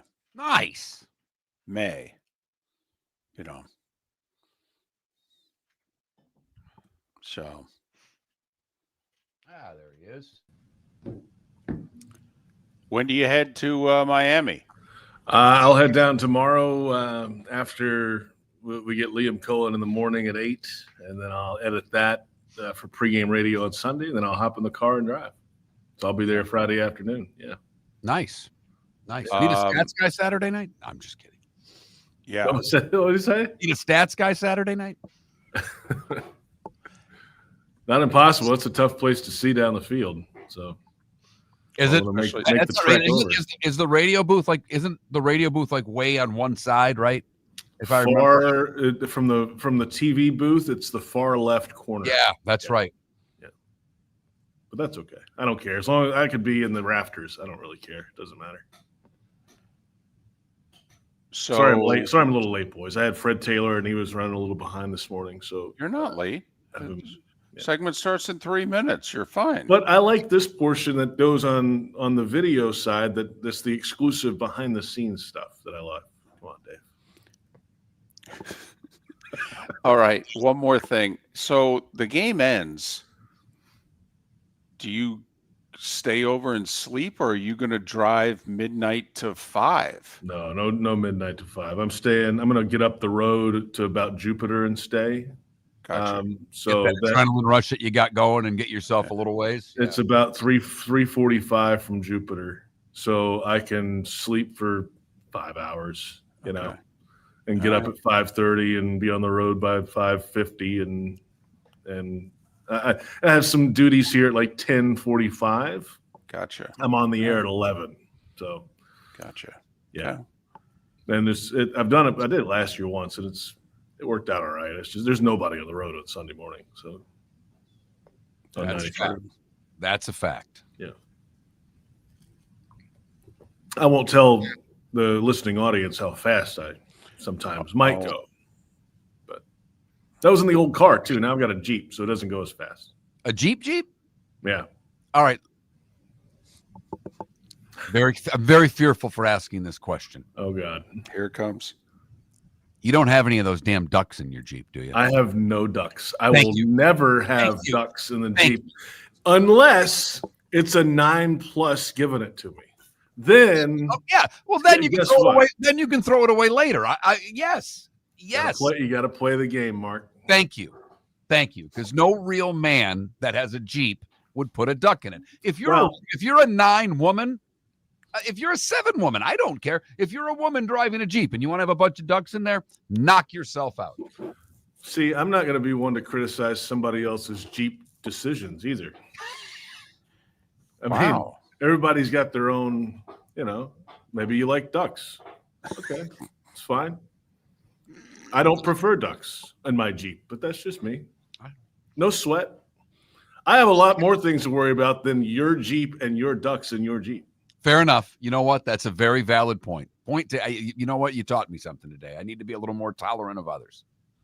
No, I didn't say that. I just said, why are you worried about somebody else? Oh, no, JP. Miller and Moulton definitely need to be more tolerant of others. No. It's not just ducks and Jeep, JP. No. Oh, I bet there's a long list. Yeah. You get the texts and the emails we've gotten for 20 years, and you'll hate people too.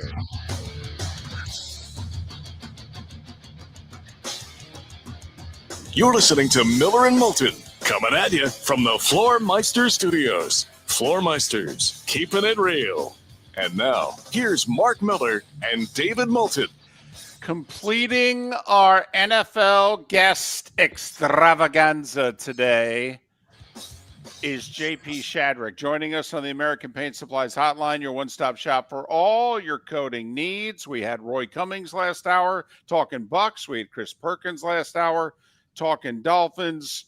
JP joins us talking Jags, but he's also calling Touchdown Radio Network Saturday night, Gators and Canes. Quickly get your thoughts on that. You saw Miami season opener against Notre Dame. Boy, they're looking good, aren't they? Yeah, they're looking real good. Good morning, guys. Going into that game, that Notre Dame game, you're like, who is Carson Beck going to throw the football to? Who are these guys? I mean, all their top 5 leading receiving players left. They were gone. So, we talked about Xavier Restrepo wasn't there. He'd been there forever. Like, who's his go-to guy? We found out fast. I mean, they've got a couple of freshmen in there that can play, that are highly recruited, that are from right around the corner. And then they've got a bunch of transfer guys that have come in and played a lot of football. Their veteran offensive line is huge. I mean, pound for pound, it's got to be right up there at the biggest in FBS, and they play. They've played a lot of football. So that offense can go. And now the question also on defense for Miami was the secondary. I mean, they flipped over everything. They had like 6 incoming transfers in the secondary, and, can you put it together that fast? Well, so far it's proven they can. When you have a guy like Bain on the defensive line as well, that helps. Moulton can play. I mean, these guys can get after it, and they could play anywhere in the country they wanted to. So they've got an opportunity, I think, against Florida to put up a number on the Gators. The way the Florida offensive line has played as of late, the inconsistencies in that offense in Florida. This is an uphill climb for the Gators this week. Though their defense is playing good, you got to give them credit on defense. They've got some takeaways the last 2 weeks to give them a chance to stay in those games against USF and LSU, but the offense has just stunk it up. There's no doubt. Lots of penalties, inopportune penalties, and obviously you throw 5 picks, you're not going to beat anyone, so that will be interesting. But let's talk about the Jags. It ended up not being causing the loss because Cincinnati came down and scored a touchdown. But both of us in the moment, 4th and 5, really questioned Liam Cohn not kicking the field goal. It's a backup quarterback. Make the guy beat you with the touchdown, and they go for it. Do you think he regrets that decision? No. And he was that quick and emphatic with it, both Sunday after the game and Monday after the game. I mean, by Wednesday it was over with. But He was like, you know what? If we get this, we win the game. It's over. Like, we don't have to worry about any of that stuff. And then if you don't get it, in theory, you have the backup quarterback from his own 8-yard line with 92 yards, or you got to get in the field goal range. But okay, that's fine. Can we lean on this defense again? They've done some pretty good things against Browning today. 3 takeaways, and just need one more stop. And they got to 4th down and allowed the swing pass to the running back to keep it going. And of course, they got the pass interference on the second 4th down of that drive on Travis Hunter. So, I don't think he would change it again, and the old school people in this room, which there are 3, at least on this broadcast, would probably consider, you know what, you go up 6 and you do it. This is the new world of analytical NFL football. And Liam Cohen's a 39-year-old head coach who dives right into that stuff and believes it. And that's what he's going to do. I think in a similar situation, he'd probably do it again. That's just the way he's going to play it. Are the Jags wide receivers ever going to catch the ball? I don't want to be that nasty, but it's that nasty, Dave. Because the wide receiver, if he catches that touchdown in third quarter, they win that game because then they kick the field goal at the end. They're up 10. It's over. Listen, Brian Thomas all of a sudden can't catch the damn ball. What's going on? It's a very fair question, and we've led every one of our shows on our team site this week with that. I mean, you can't hide that. De'Ami Brown, okay, yeah, drop the touchdown. That happens, right? Sometimes it's not ideal. Trevor's best throw of the day. Let me get the rest of this out. I get it, yes. Sometimes you just drop the football. Okay, when you give up and don't want to go over the middle and you're ducking for cover and let the ball go by, that's a different animal. And that's the Brian Thomas Jr. issue coming out of the game. There were at least 3 that I remember that he made the business decision for whatever reason and decided, the alligator arms on the first interception, hit his hand, tipped it up, and a pick. Well, because he saw something flash in front of his face there. In the end zone, he ducked down, put one arm up again. That could have been a touchdown. Even on the 4th down play, the ball's a little bit off. Could have been in front of him a little bit more, but he's kind of covering up, and he's a yard short of the first down, even if he catches the football there on that play. So that's something that's it's been, I think, an organizational topic this week. Liam Cohen said he was going to sit him down and kind of figure out what's happening here, and then even Brian Thomas in the locker room yesterday said, you know what, man, I'm not in a slump. I got to go out there and keep playing and do it. And the only way to show it is to go play and not show it on tape. I mean, that stood out in a big way immediately to everyone calling the game, both on television and on Jags radio, certainly. That's a bad look. If it continues, it's a really bad look, and then they got to figure something out. But the only way to fix it is to go play and play hard. And, all of this, everything both of you said is true. Trevor Lawrence can't be throwing interceptions in the red zone.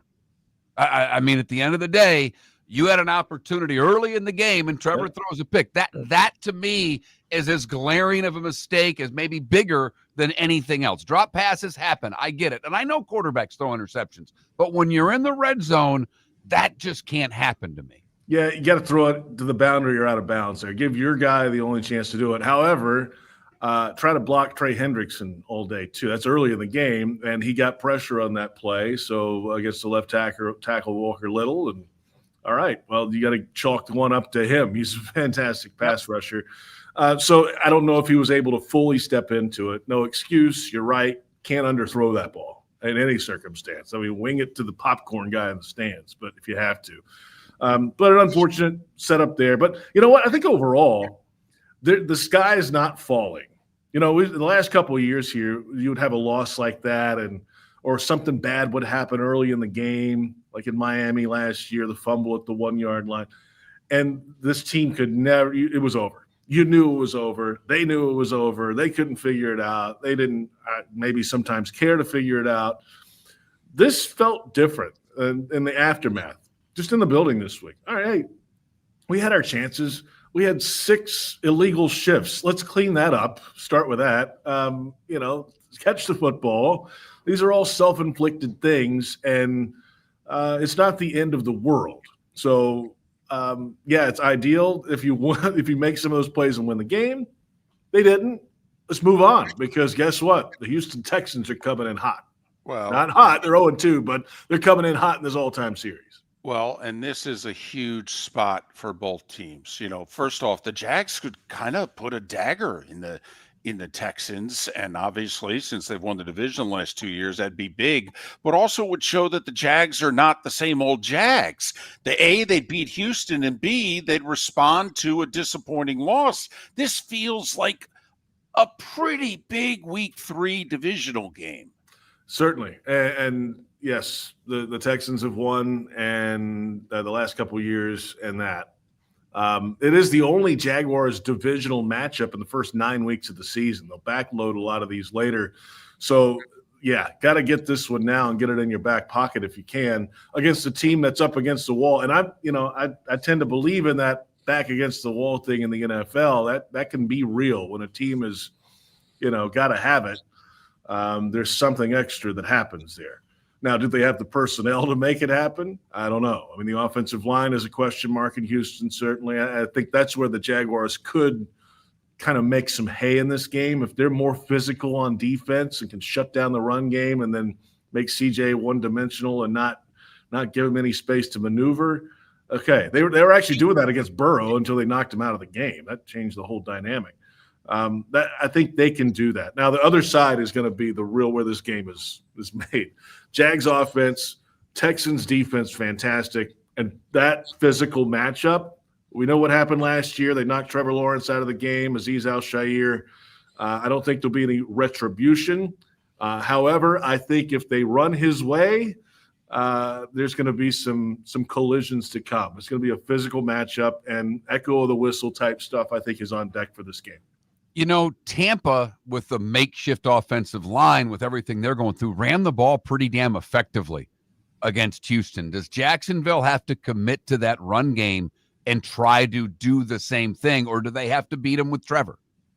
Well, the Jaguars lead the league in rushing right now, by the way, through 2 weeks. So that's a good start for this offensive line group, for the 3 running backs that they've decided to keep around. And then it kind of mixes into their screen and passing game, too, with those backs. They're out there in the flat, and they both scored touchdowns and passes last week, Tootin and Etienne. So there's a mix of that coming. But I think still it is a run-first type of game. I don't think you don't want Trevor Lawrence back there patting the football 45 times, trying to throw it all over the yard. It's not a key to victory for this team. Well, the other thing is, JP, I don't know how dangerous the Texans are offensively either. I mean, they got Nico, Dalton Schultz at tight end, but I mean, there's no running back that scares you. There's no other wide receivers. I mean, CJ Stroud, this is the worst weaponry he's played with so far in the league. And it feels statistically a little bit like the Joe Burrow issue now, right? I mean, he's got so many sacks in a short amount of time in his career. At what point is wait a minute, come on, guys, I'm getting hammered back here. Help me out a little bit. And we'll see.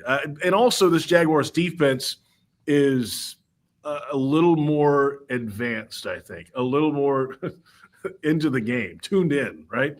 So you've got veteran safeties who are going to be in the right place. They may not be the top tier speed athletes, but they're going to make plays. They're going to be looking at the quarterback, and corners who, they didn't have a great week last week in moments, but they can step up and play too. So yeah. I think the defense is different now. Yeah, the wide receivers they faced last week are a little better than the wide receivers they're going to face this week. Yeah, Jamar Chase and 7,000 catches? Right, just a little bit.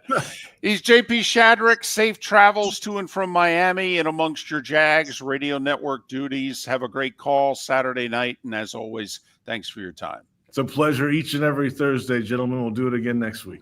Follow him on X at JP Shadrick, SHADRICK. Your roof is your home's first line of defense. At Pelican Roofing of Florida, Ronnie, John, and their team bring years of experience to protect what matters most, your family and your business. From residential repairs to large-scale commercial roofing, we deliver honest work, fair pricing, and quality you can trust. An upgrade on your roof can lower your insurance costs. Don't wait for a leak to turn into a disaster. Call the experts at Pelican Roofing today. 1-866-9-PELICAN. That's 1-866-9-PELICAN. Online at pelicanroofingcompany.com. CCC 13325. For over 50 years, the Nolan family has been dedicated to protecting local families. Nolan Family Insurance is a second-generation independent agency that specializes in home, flood, auto, and boat insurance. They take the time needed to explain your coverage options and answer your questions so you can make an informed decision that's right for you. If you're looking for an agency that treats you like family, call 941-639-1122 or go to nolanagency.com. That's 941-639-1122 or nolanagency.com. So I asked him at Floormeisters, hey, what do you want me to tell everyone for September? He says, well, tell them I just bought 100 pallets of Core-Tech. So I've got so much of it, I can keep the prices low. Plus, installation's always available. Delivery's always available. And tell them Floormeisters has colors, 15 of them that no one else has. Floormeisters in Naples, next to Costco, whether it's carpet, tile, or Core-Tech. The best flooring, best service, at the best prices. Floormeisters, floormeisters.com. American Paint Supplies, for nearly 30 years, is your one-stop shop for all your coating needs. If you are a designer, a contractor, a professional painter, or a weekend warrior, American Paint Supplies is the place where experts go to get expert solutions. At 6100 Shirley Street in Naples off of Pine Ridge, American Paint Supplies delivers the best solutions with the best products with the best support. Meet Gene and his team today at American Paint Supplies. Call 239-566-2700. That's 566-2700 or online at AmericanPaintSupplies.net. This is Miller and Moulton.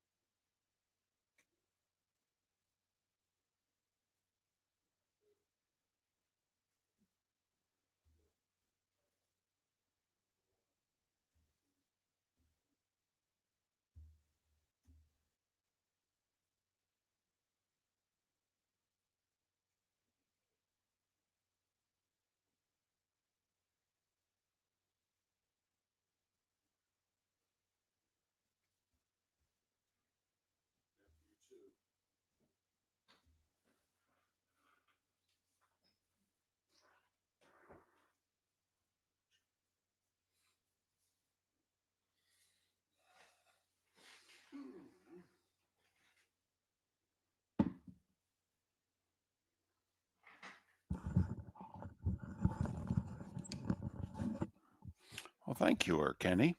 It's nice of you.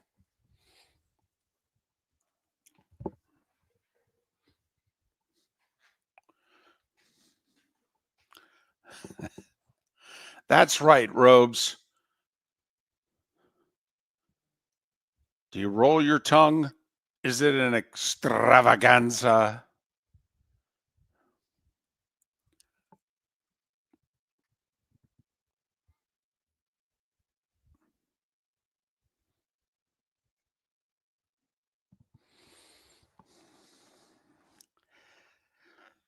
Yeah, Deathstroke, what is, I saw that headline, a stone skipping cheating scandal. It's so funny that Can you we do bring this? that up. Can we do this? I've got this story. I've had this story on my computer for 3 days waiting for the short segment to do it with. Let's do it.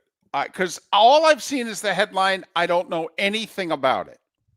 It is so funny because I there's the other one that I had. I ended up getting rid of. There was a Czechoslovakian or a Czech Republic person rather that was arrested who had an F1 car and was driving it on the highway, and they were doing videos. And for years, this guy has been evading the police, driving essentially a race car on the highways. And the checks went all out to get him. Helicopters, the whole thing. He was in some small town, and they finally busted the guy. That's Did Check TV cover it the way they do car chases in LA? Then that's what I'm thinking. Is this the OJ White Bronco coverage? You know, but I was Lakers, celebrity news, and car chases. That's the LA newscast. Is You it ever really? that's it. Lakers, celebrity news, and let's go to the helicopter. It's funny. I didn't have all my good, bad, and ugly stories, and one of the ones I pulled up was an LA car chase, and I'm not using it. But it's Oh my God, they just love it more than any other place in the country. That is funny. You know, throw in some weather to kill some time. I swear that is an LA newscast, and they'll do it for hours.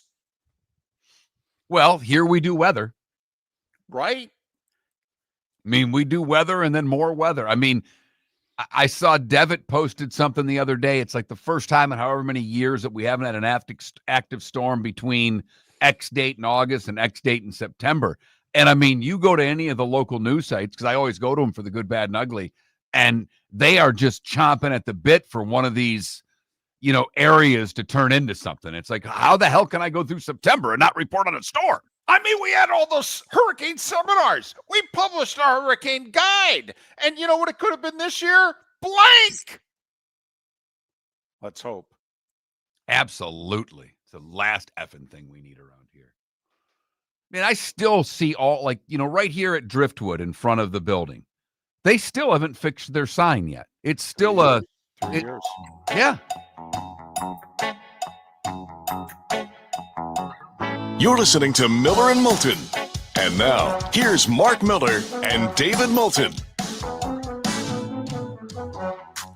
21 minutes past the hour. Good, bad, and ugly. What's on tap today was today when some final thoughts. We do have a few games to make some picks on coming up. Uncle Ben versus the Web. We'll explain later. David, one of the things is one of the, you know, the NASCAR line that we've used on this show for nearly 20 years. You ain't cheating, you ain't trying. And cheating is, I guess, as big a part of sports as sports themselves. Everybody's looking for an edge, whether it's legal or illegal. I mean, all we're talking about this week is the damn tush push again, because the Eagles were committing illegal procedure every time they ran it. We saw it in slow-mo. We'll see how that affects Sunday. But, David, there's another controversy going on in sports that cheating has reared its ugly head. In Scotland, organizers of the World Stone Skimming Championship said a cheating scandal led to a disqualification of several competitors. Whoa.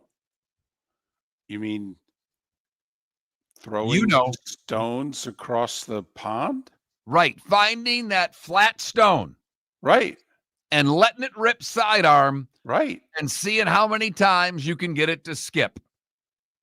I don't know about you. I was always a bigger fan of the distance of the skip than how many times I made it skip. You know, if you could get one to get airborne and get you a good 20, 25 feet, you always felt good about that skip. Can you help me out here? How do you cheat? Let me explain. The World Stone Skimming Championships is an annual celebration that's held every September on a Western Scotland island. The rules require the stones thrown by competitors to skim across the surface of the water to be naturally occurring slate from the island. But several competitors were found to be welding rocks that appeared to have been shaped and smoothed by a machine. In addition, some of the stones appeared to have artificial notches to create to aid in throwing. The event's tossmaster, just think about that for a second. Would you ever want to be called the tossmaster? No, I'm okay with Bassmaster, okay, but not Tossmaster, no. But the tossmaster, one Kyle Matthews, said he received calls from concerned competitors. Individuals who admitted their transgressions and were disqualified. Kyle gave them credit. They deeply apologized for bringing the sport into its matter, and they accepted that it's the end. They are now considering new rules requiring participants to 2 stones selected by officials instead of finding their own stone. David, you would think to all the lengths that people went to shave their stones, to skim them, that there would be big money involved in this. There is no money involved for the winner, merely a trophy. And yet several competitors felt they needed to cheat in the stone skimming world championships. Can we just go back a couple paragraphs? So the organizers are thinking that basically you're going to have to pick your stones out in front of the judges, I guess, or Mr. What's the master called? The toss master? The toss master, Right. not the salad toss master, but the toss master. Right. So you're going to have to pick your stones out. So what are we going to have, a stone farm now? Is that it? Oh, guys, come here. No, you get 6 of them.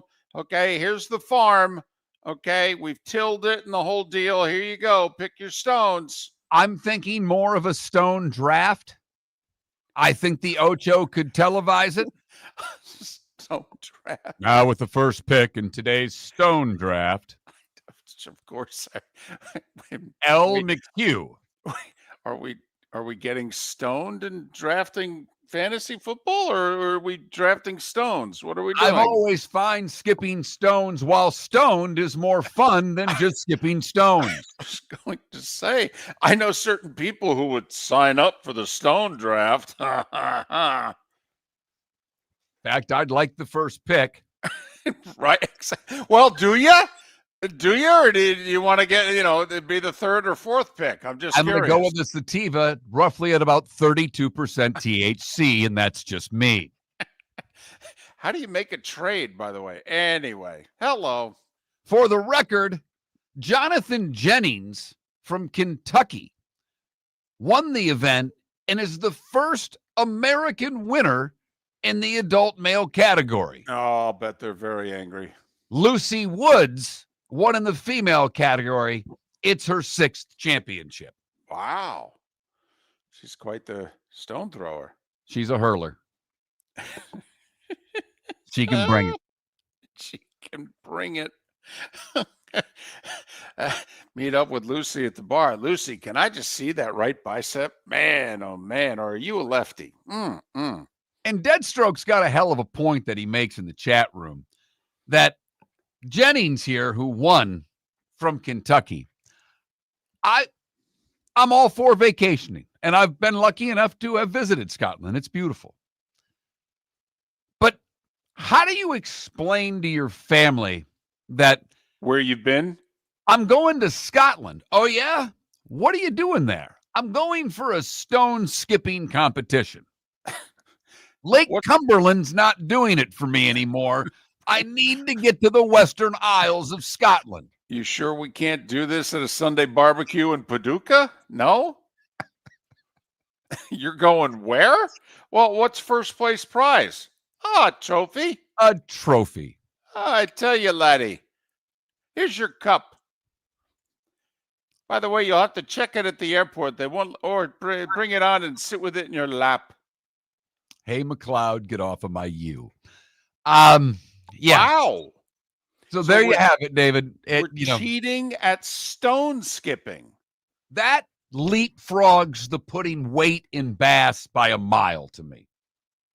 I mean, at least the 2 jackasses in Ohio that got busted for Oh, there's money Nothing on the line fast with there, weights. right? There's a lot of money involved in that. Not to mention if you win the sponsorships in the fishing world you get. I mean, Right. that's a career. People live off of those tournaments. There's a question in our YouTube chat room. So, what does the stone skipping trophy look like? Is it just is it like a pancake, only a stone? I mean, what do they give you? I'm thinking, David, and I know you and I both played golf as young teens and played in tournaments. I'm just thinking of that bad trophy that we all received. But Yes. instead of the golfer, he's got a little sidearm waggle. You know, that arm's tilted back, ready to throw the stone. Yeah, I used to love the end of the Little League baseball season trophy, in which if I looked like that throwing the ball, I wouldn't have made the team. Thanks for this trophy. This sucks. And yet we kept all of those trophies. And somewhere, you know, they ended up in the room, and you came home from college one weekend, and your mother basically told you, "Can you get rid of all this crap?" Sure. Sure. If you leave my baseball cards alone. Don't get me started on the baseball cards. My mother cost me tens of thousands of dollars. Sure, it was my fault because I didn't pick them up. They were all over the floor, and she took all of them and threw every damn one of them away. It's on me. I know it, but I still blame Mom. That was her blow-up point. Threw all the damn cards away. Well, tolerate your dad all those years. Your cards on the floor were the last straw. You know, it's a dadgum good point. It really is. Really You know what? To blame Fred when you get up there and visit him in 25 years and say, you cost me the Larry Boa. Okay? You cost me that Michael Jack Schmidt card. Should have been nicer to Mom. Your roof is your home's first line of defense. At Pelican Roofing of Florida, Ronnie John and their team bring years of experience to protect what matters most, your family and your business. From residential repairs to large-scale commercial roofing, we deliver honest work, fair pricing, and quality you can trust. An upgrade on your roof can lower your insurance costs. Don't wait for a leak to turn into a disaster. Call the experts at Pelican Roofing today. 1-866-9-PELICAN. That's 1-866-9-PELICAN. Online at pelicanroofingcompany.com. CCC 1332512. Shoeless Joe's Sports Cafe, your home for all the football and baseball that September provides, plus a nightly food special. Got bingo and trivia Tuesdays and Thursdays, live music Fridays, karaoke Saturdays. Never mind the fact that Shoeless Joe's is going to celebrate Grandparents' Day, National Hot Dog Day, National Cheeseburger Day, all in the month of September. Food and drink specials during every NFL game. Shoeless Joe's, the official home for Ohio State football. Shoeless Joe's, good food, good times, good sports in the Doubletree by Hilton. Bell Tower Shops, Fort Myers. Got a cracked window or foggy glass? Don't wait for the next storm to make it worse. Your local Glass Doctor Home and Business is just down the road and ready to help. From leaky frames to shattered panes, we've got the tools and the know-how to get your home or business storm ready. With flexible scheduling and our done right promise, you'll be in good hands. So before or after the weather hits, call your neighbors at Glass Doctor. Glass Doctor, Glass Doctor. Call the Glass Doctor, we fix your pains. Oh yeah. Mark Miller for Sleep Treatment Direct. They are helping me with sleep apnea. And by helping me, I mean curing me. No more CPAP machine. No more snoring. No more tossing. No more waking up exhausted. Their expert team got me the right treatment, fast and hassle-free. If you want to feel energized and get rid of your snoring, call Sleep Treatment Direct today. 444-1741. That's 239-444-1741. Sleep Treatment Direct. Sleep safe and sound. This is Miller and Moulton.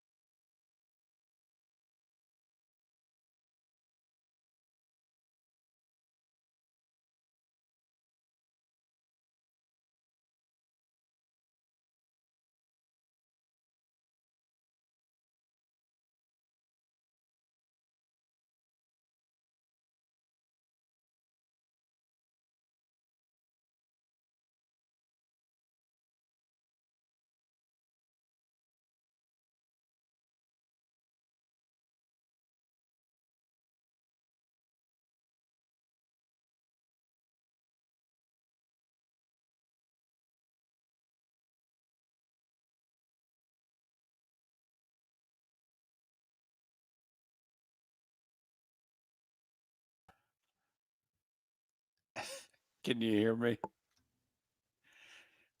Can you hear me? I can now. Okay.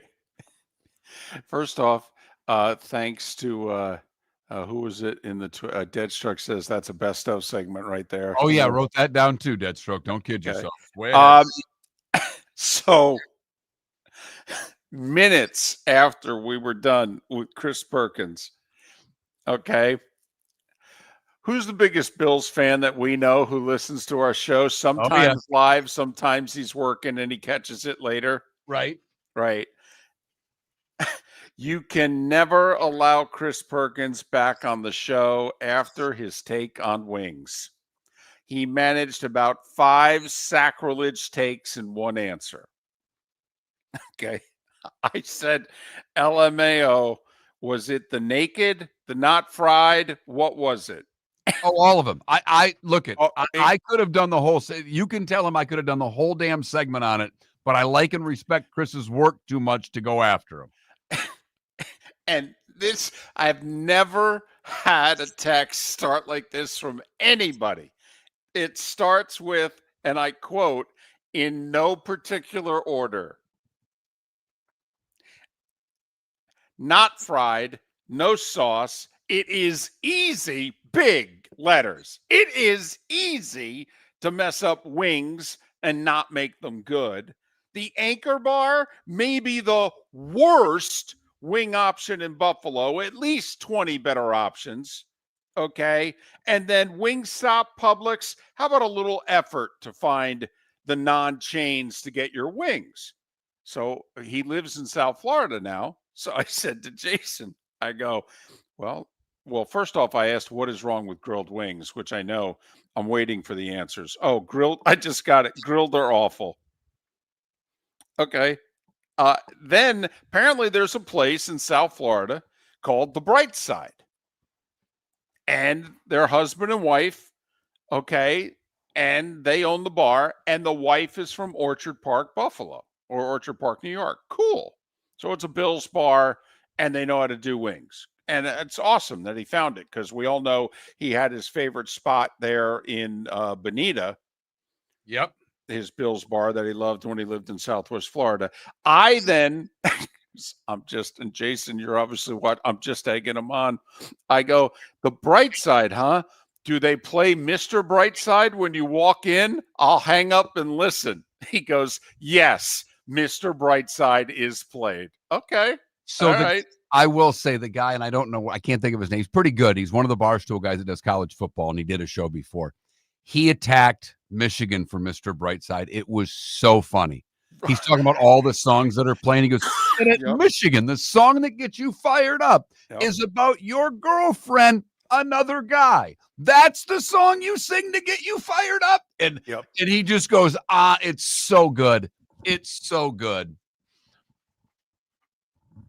I have to admit, when I did my first Michigan game there a couple of years ago, I'm like, wait, this is their third heading into the fourth quarter song? Don't get me wrong. Love the song. But everybody's singing it and jumping's cool. Yep. But when you take the lyrics of the song that's getting you fired up. I filled in with Pat on a country music, what is it? You got 5 Friday. seconds. Okay. And Jolene. And if you listen to the words, you're like, wait a minute. Dolly Parton was worried about Jolene. She must have been smoking.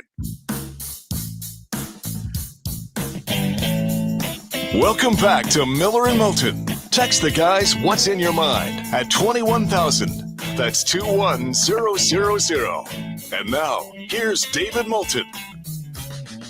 22 minutes till the top of the hour. We've had a fun show today. A lot of NFL talk. Hope you've enjoyed it. Roy Cummings, Chris Perkins, JP Shadrick, talking Bucs, Dolphins, and Jags. Also JP with a preview of the Gators and the Canes, because he's calling the game for the Touchdown Radio Network Saturday night. By the way, I would be surprised. You know, JP's first take is he says Miami can put a number on him. If Miami puts a number, scores 35 plus, then I'd be surprised. I mean, this defense is good. Yeah. I mean, the Florida defense is good. That would surprise me. Of all the things he said, And I love getting JP's information. Obviously, study, prepping, getting ready for the game. But that would surprise me, David. Unless DJ throws another 5 picks, then all bets are off. Gut feeling, do you think if Miami is held to 24 that they win? Ooh, yeah, I do. I don't see Florida scoring more than 24. What have they shown you that thinks that they can get to 27? They have scored touchdowns that have been called back by penalty. That's probably what the Gator fan is hanging their hat on, going, we would have had a few scores in these games if we hadn't had them called back by penalty. That's about the only thing they can. But Florida's not showing me a running game yet. Nope. And I just don't know how with a one-dimensional team, and that defensive line's so far pretty good for Miami. So we've got Lee Sterling tomorrow, Pat Kerwin tomorrow, and we will have a Canes guest tomorrow. I promise. It's that time again, nearing the end, but not quite there yet. Here's Mark Miller with Today Was the Day When. We start in 1793. G-Dub, he laid the cornerstone to what's now the Capitol building in Washington, D.C. That would be George Washington, just in case you weren't paying attention. Oh, okay. 1837, Charles Lewis Tiffany and John B. Young co-founded a stationery and fancy goods emporium in New York City. They'd rename it Tiffany and Company. The CIA officially comes into existence today in 1947. Mickey Mantle becomes the 8th to hit 50 home runs in a season today in 56. The Addams Family debuted today in 64. Only ran for 2 seasons. Reruns ran for 30. Get Smart. Buck Henry and Mel Brooks' sci spoof sitcom debuted today in 1965. Either before or after Get Smart on NBC was the debut of I Dream of Jeannie. Johnny Unitas throws 4 touchdown passes in a win at Minnesota to surpass Y.A. Tittle as the NFL's career leader in touchdown throws. Today in 1906, Unitas would finish with 290 TD passes. Jimi Hendrix was found dead today in 1970. A combination of barbiturates and alcohol that caused his overdose. WKRP in Cincinnati debuted today in 1978 on CBS. As God as my witness, I thought turkeys could fly. 1983, Kiss unmasked in an appearance on MTV. They dumped the makeup. They'd put it back on soon because, well, it didn't work. My Tigers clinched the AL East today in 84 after spending the entire year in first place. Fatal Attraction released today in 1987. And today in 1994, Ken Burns' miniseries Baseball premiered on PBS. Greta Garbo, Darryl Stingley, Ryan Sandberg, James Gandolfini, and Dennis Johnson would have all celebrated birthdays today. The great Scotty Bowman is 92 years old today. Unbelievable. Otis Sistrunk, 78. Darryl Sittler, 75. Rick Pitino, 73. Tommy Tuberville is 71. Billy Sims, 70. Peter Stastny is 69. Tony Kukoc is 57. Lance Armstrong and Jada Pinkett Smith are both 54. Both cheat, just in different ways. Hello. And Victor Hovland is 28. What did I miss, David? That was a good line. Thank you. By the way. Thank you. Well done there. There's a lot of interesting people whose birthdays are today. Very much so. Loved Otis Sistrunk. Okay, because he always took his helmet off on the sidelines, and they would show his bald head, and there was always steam coming off it. I'm thinking of playing a road game at like Pittsburgh, and you would see Yes. Strunk with the steam coming off his head. That's like an NFL Films moment right there. I mean, and just obviously a great name. Who's your interior defensive lineman? Well, we've got Otis Sistrunk. Just sounds tough. It does. He sounded like a Raider. Time to see life a little bit differently. Here's Mark Miller with the good, the bad, and the ugly. What do you got, Mark? So there are many of you out there that suffer from depression. It's a common thing these days. But patients with clinical depression that were treated with naturally occurring psychedelic mushrooms are still symptom-free 5 years later. Wow. Let's go mushrooms. Man, they're fun. Not going to lie. For the bad, we go to Palm Beach International Airport, where a standoff occurred at the Delta Sky Club. A man was arrested after refusing repeated requests to depart the lounge despite lacking the required access credentials. He was caught yelling, "I'm a member!" It may have just been a members only jacket. So he wasn't yelling, "I'm a man, I'm 40." He's yelling, "I'm a member." I'm a member. For the ugly, we go to Seattle. This would have scared the bejibbers out of me. A 19-year-old man and a 17-year-old boy, really.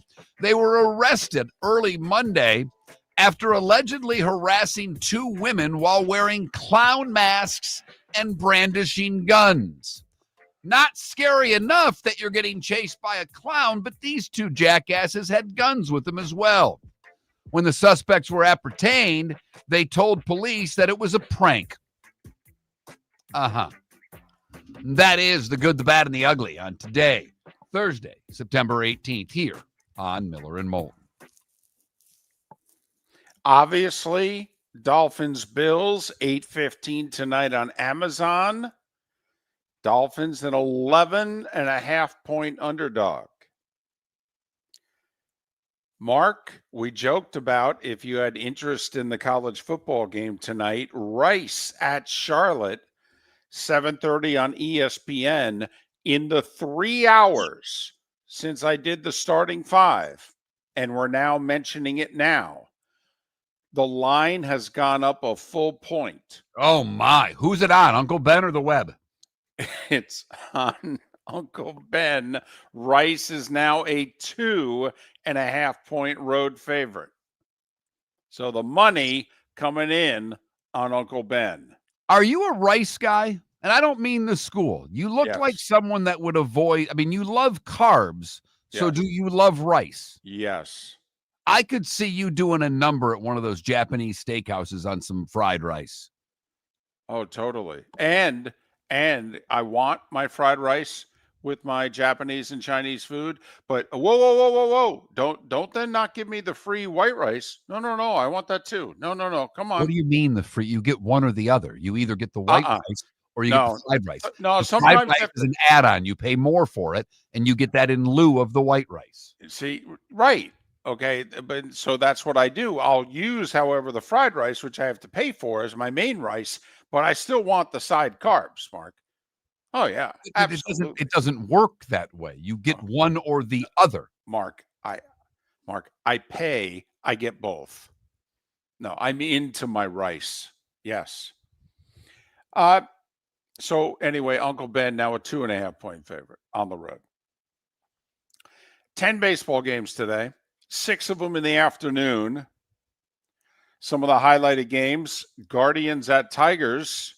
Can Cleveland go into Detroit and complete the sweep? They're Skubal on the mound, minus 210 Detroit. The Guardians are 4.5 back, 4 in the loss column. They play a 4-game series in Cleveland starting Monday. Imagine if Detroit wins today, 5.5 up heading into the weekend. Literally, all they have to do is avoid the sweep next week, and they'll be fine. Cleveland wins today. Game on in the AL Central, even though there's only 9 to play. It's your ace, Detroit. You damn well better get a win because you don't have another pitcher that can go out and get one for you right now. Rays, a 1 o'clock game at home against the Jays. Obviously, Jays, 4-game lead over the Yankees, and they do own the tiebreaker. Padres, Mets, MLB Network at 1 o'clock. Tonight, Fox at 7:15 is going to have Major League Baseball. You can get an hour of either the Yankees, Orioles, or Cubs, Reds, depending on what gets shown near you tonight. Cubs, Reds is big. Cubs still think they're chasing down the Brewers because they own the tiebreaker. Reds, obviously, 2 back of the Mets for the final playoff spot, and they own the tiebreaker. Yankees, to me, seem kind of locked in as the 4. The Jays are 4 up and they own the breaker. It would take a lot from here for the Yankees to win the East, and they're 2 games ahead of everybody else as to who would host the 4-5. So anyway, Giants, Dodgers begin a 4-game series in Los Angeles tonight. I know they're 2 back. I just think the Giants' schedule's too much. Yep. For them to catch the Mets. I know you've been talking about the Reds. They still have some tough games, Cubs and Brewers left. So well, but the Reds could catch a huge break. Final 3 games of the year are the Brewers. The Brewers may have everything locked up by then. Not just the division, but the 1 seed. Right. They're 2.5 up on the Phillies, but 3 in the loss column. And they own the tiebreaker over the Phillies. So that's the big thing going for the Reds. And don't laugh, Mark. The Mets finish with 6 on the road in Chicago and Miami. Talk to any Mets fan. They missed the playoffs by a game in 2007. Who beat them the final weekend of the season? Marlins. Missed the playoffs by a game in 2008. Who beat them the final weekend of the season? The Marlins. And David, right now, the Mets could be finishing against the Rockies and White Sox, and they wouldn't be safe the way they've played the second half of the season. Thank you. So, WNBA elimination games tonight. Okay. ESPN2 has both games. Our buddy Semesco would be a huge disappointment. He's a finalist for Coach of the Year. They finished tied for the second best record in the league. They got to beat Indiana at home tonight or they're done. That's the early game. Seattle at Vegas is the 9:30 game. Yeah, it would be incredibly disappointing for Carl Semesco if they lost this game. For as good of a year as he and they have had, it would end basically by choking against a team you're much better than. There's no 2 ways about it. So 7:30 and 9:30 if you're interested in them or either. Buffalo 37, Miami 17.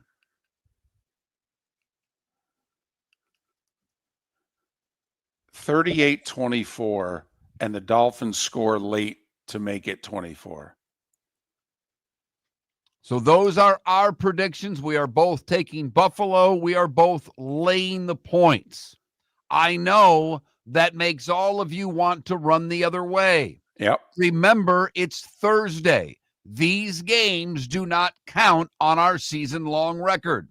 We have been much better when the picks are not on the record than when they are. Correct. Money, in fact. Okay. Money when we don't get to count them. Okay. It's kind of like, the golfer who's really good until you put $5 on the match. Right. That's Miller and Moulton. Mostly Moulton. Lee Sterling will make his picks tomorrow.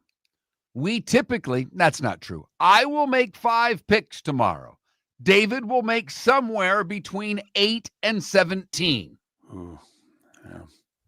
And Pat Kerwin to get us ready for week 3 in the National Football League. Hope you enjoyed the show today. We'll be back tomorrow morning on a Football Friday.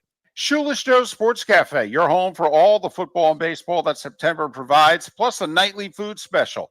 Got bingo and trivia Tuesdays and Thursdays, live music Fridays, karaoke Saturdays. Never mind the fact that Shoeless Joe's is going to celebrate Grandparents' Day, National Hot Dog Day, National Cheeseburger Day, all in the month of September. Food and drink specials during every NFL game. Shoeless Joe's, the official home for Ohio State football. Shoeless Joe's, good food, good times, good sports in the Doubletree by Hilton. Bell Tower Shops, Fort Myers. Football season is back, and celebrate your game day with Jimmy the Beef Guy. We're talking tender, juicy Chicago beef sandwiches. Whether your party's for 10, 100, or 200, bring game day to your house with Jimmy the Beef Guy. The catering packages come with the beef, the gravy, the peppers, the bread, everything you need. 2 convenient locations, Fort Myers and Bonita Springs. Skip the ordinary and bring the beef. Jimmy the Beef Guy, Chicago flavor, Southwest Florida style. Call today or visit jimmythebeefguy.com. Tell him Miller and Moulton sent you.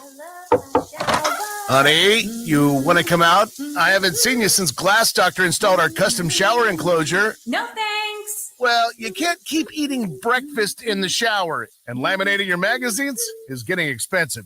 You remember we have guests coming over tonight, right? Oh, I'm sure they'd love to see the shower. It's our neighbors, and I highly doubt they want to be hanging out in our bathroom. The shower's so good, you'll never want to leave. Visit glassdoctor.com today and schedule an appointment online. American Paint Supplies, for nearly 30 years, is your one-stop shop for all your coating needs. If you are a designer, a contractor, a professional painter, or a weekend warrior, American Paint Supplies is the place where experts go to get expert solutions. At 6100 Shirley Street in Naples off of Pine Ridge, American Paint Supplies delivers the best solutions with the best products with the best support. Meet Gene and his team today at American Paint Supplies. Call 239-566-2700. That's 566-2700 or online at AmericanPaintSupplies.net. So I asked him at Floormeisters, hey, what do you want me to tell everyone for September? He says, well, tell them I just bought 100 pallets of Core-Tec.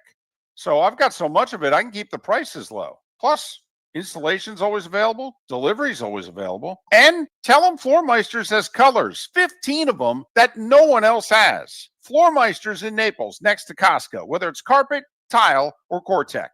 The best flooring, best service, at the best prices. Floormeisters.